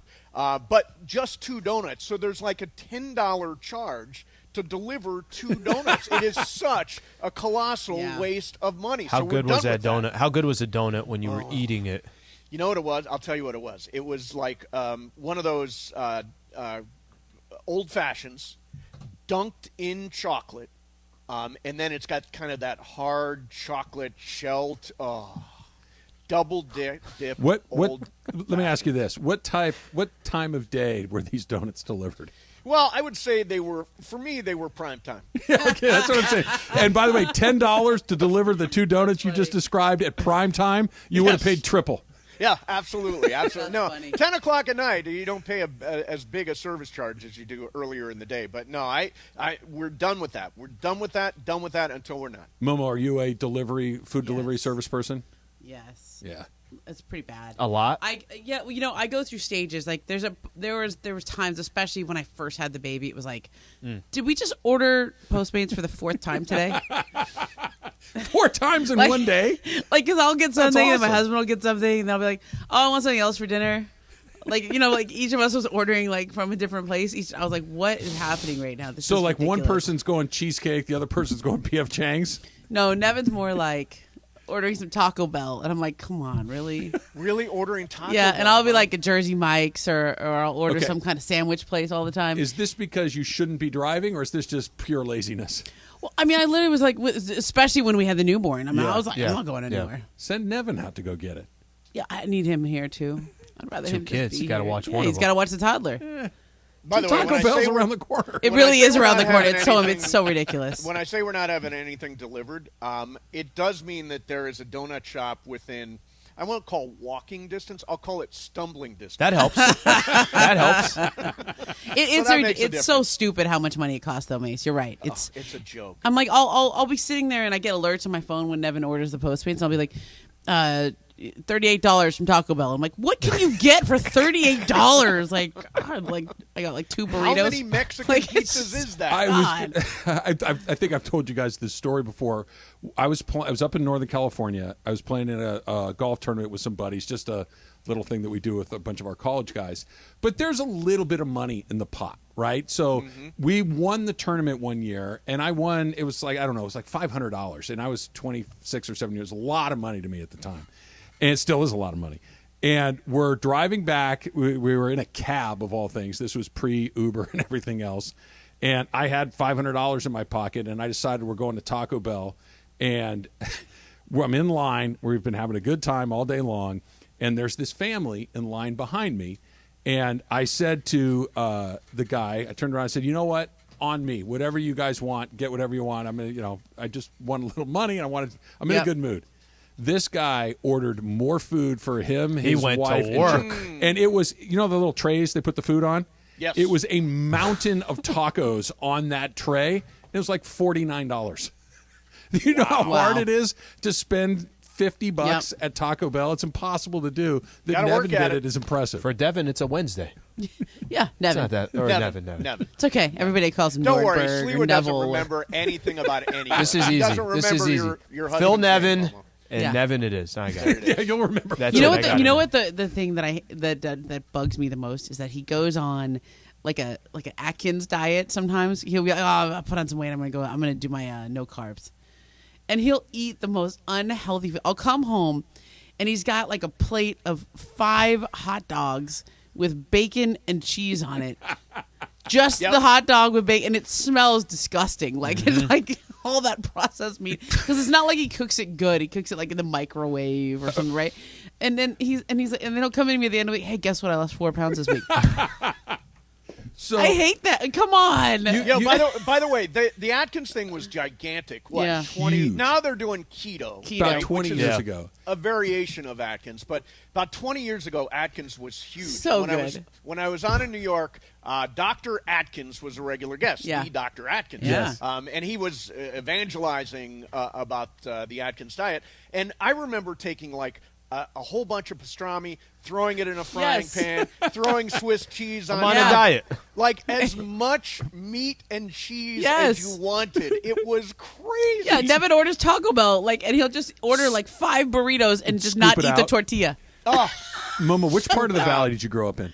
In Woodland Hills. Woodland Hills. Okay, so you may or may not know this. Mace, you I think you worked nearby as well. There was, and may still be there, on Ventura Boulevard in Victory. Oh yeah, that's my area. So there used to be a Pizza Hut, not like the one you'd go sit down in, had the salad bar, had the whole thing, right? Me and Jason Stewart, what up, Jace too? We were on the Atkins together. Okay, we're both, and so we're trying to, stay responsible to one another. We're trying to make sure that we eat the cheese and the meat and all these things. We discovered that they had a lunch buffet at that Pizza Hut on the corner of whatever that is, Ventura and Victory. We went in there. If it wasn't every day, it was damn near every day. Are you sure it's a Pizza Hut, not the Pizza Cookery? It was a Pizza Hut because it was the one that was shaped like the hat. Okay, I vividly remember it. All right. And they had all the pizzas laid out under the heat lamp in the middle of the store. And Jay and I would go and we'd scrape all of the cheese and pepperoni and sausage right off the top of the pizza into our plates. Like you're talking, Mace, where you cook up the pepper of the pastrami. Yeah. We would have all of these pizza crusts stacked up at our table and just just mow through all of the meat and cheese. And it got to the point where when you'd show up to the restaurant, you could see the manager like, these idiots are back again. Oh They're my just good. God. We would take down 3-4 pizzas worth of just cheese and pepperoni. Mace, they had to change. They had to change the whole corporation business based off of what Travis was doing. Travis, yeah. The thing about it is, it sounds great, and then after about 3 days, you're like, oh.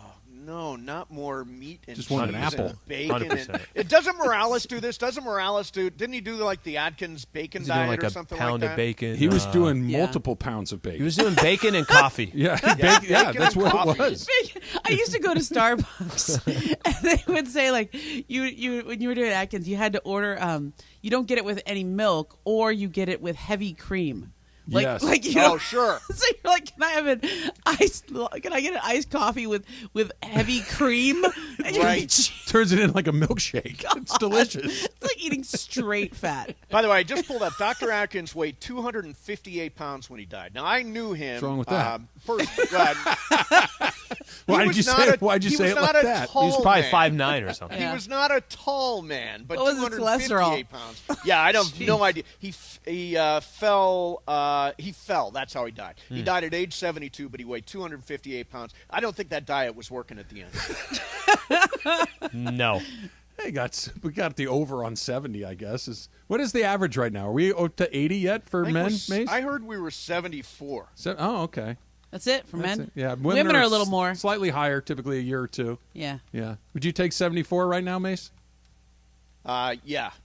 Oh, by the way, it's 77. Oh, okay. So no, I'll Take pass it. on 74. I'll take 77. Yeah, 77 sounds and women are about what, right. 79, something like that. Yeah, women in the U.S. Average life By the way, this expectancy. is one of those things. By the way, it went down from COVID. Like it did. The last few years, like it dropped like a year or so. It was taking out the older folks too. Yeah, women 79. Yeah. There you go.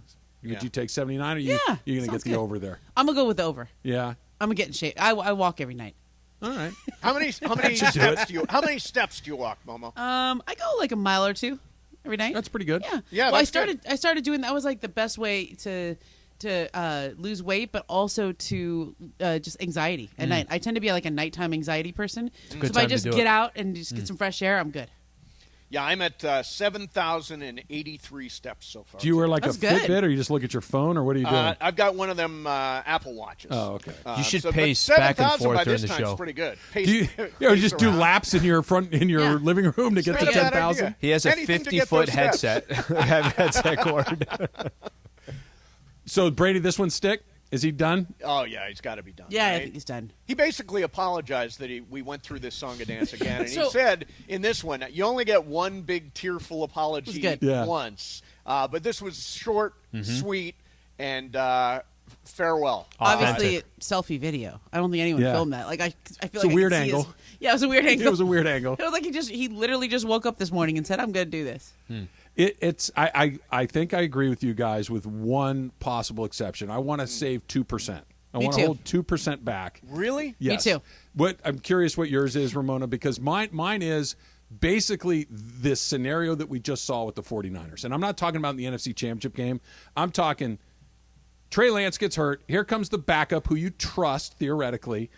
He goes down. You've got the running back, you got the coach, you got the wide receivers, you got the lights out defense. I just need you to come in here. You got a great coach, and just kind of get us to the finish line right here. I think that's the one very specific scenario that might draw him back. So in. you're saying in season? Late in season, not even like early in season. I was like going to say the November next year. or I was going beyond. to say like not even next year, but a year later. Like he'll go try to do something else for a while. He's going to be 47 years so old. what? He can still throw a ball. He's going to stay Yeah. in shape. Yeah. I mean, Why do you think that? But is it out of boredom? Because I was telling Al that I think he's going to be terribly bored doing TV. I think he's going to be bored not competing. Yep. And he's going to have that, I need to go back and try it again. By the way, I don't know if this is a controversial take. I think he's going to be terrible on TV. I do too. I don't think he's got an edge to him. Nope. I don't think he's funny. He's a fairly, I mean, at least, in his media, he never makes me laugh. Okay. He certainly understands the game better than virtually everybody. But in terms of edge and humor and all that stuff that goes along, I just don't see Tom Brady being a great analyst. He's got you fooled. Oh, really? Yes. I know a little something on this one. He's a real cut-up? Yeah, he's good. He's just public persona. He's always just shown this because anything else would be a distraction. But when people who know him, like people who like really know him and hang out with him say he's really funny and he's got. They say the same thing about Bill Belichick, right? Yeah. That he actually has a sense of humor. That when you're inside the bubble, he's more human than he appears to be.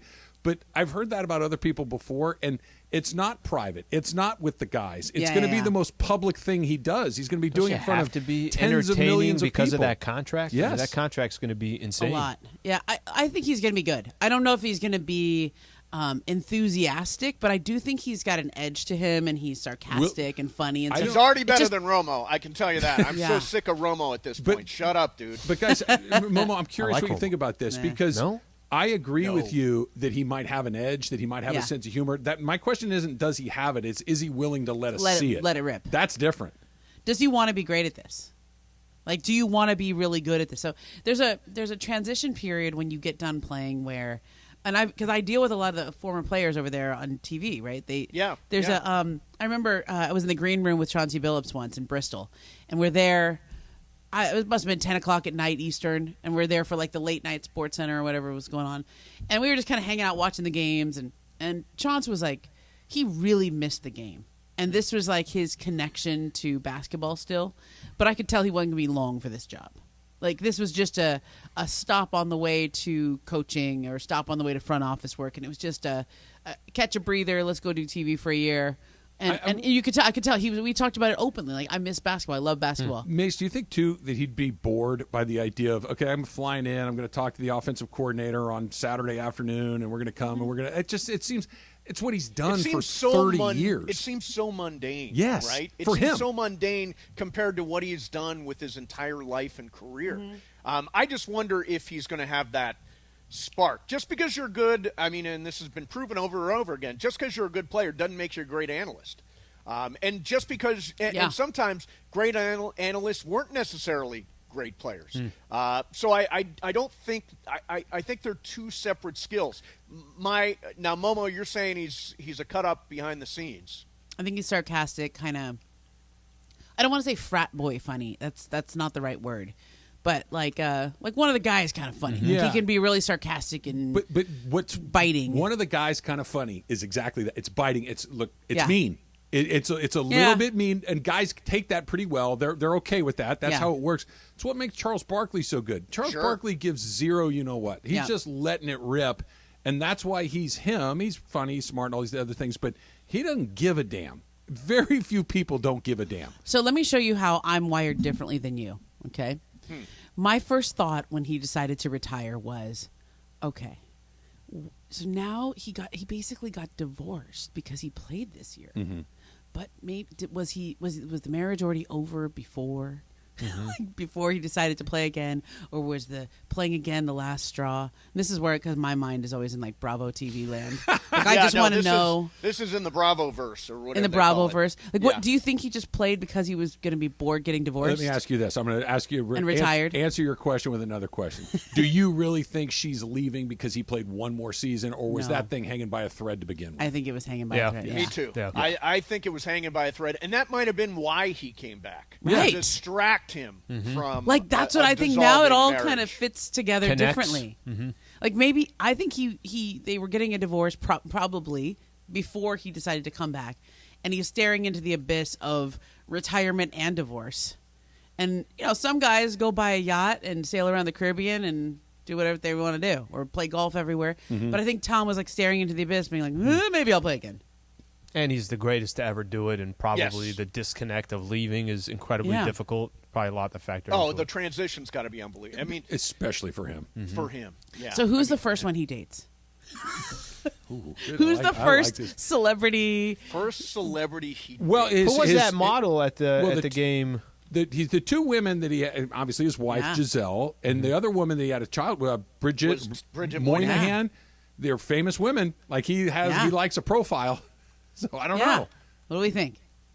Does he go age or roughly his age? No, definitely midlife crisis. definitely. Okay, at least 10 years younger. Are we going 30 or below?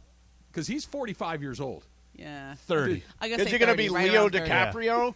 He fires them when they turn The 25. cutoff age is 25? Happy birthday. Get out. Yes. That's the way it goes. Mason and Ireland coming up next. Super Crosstalk is powered by In-N-Out Burger. That's what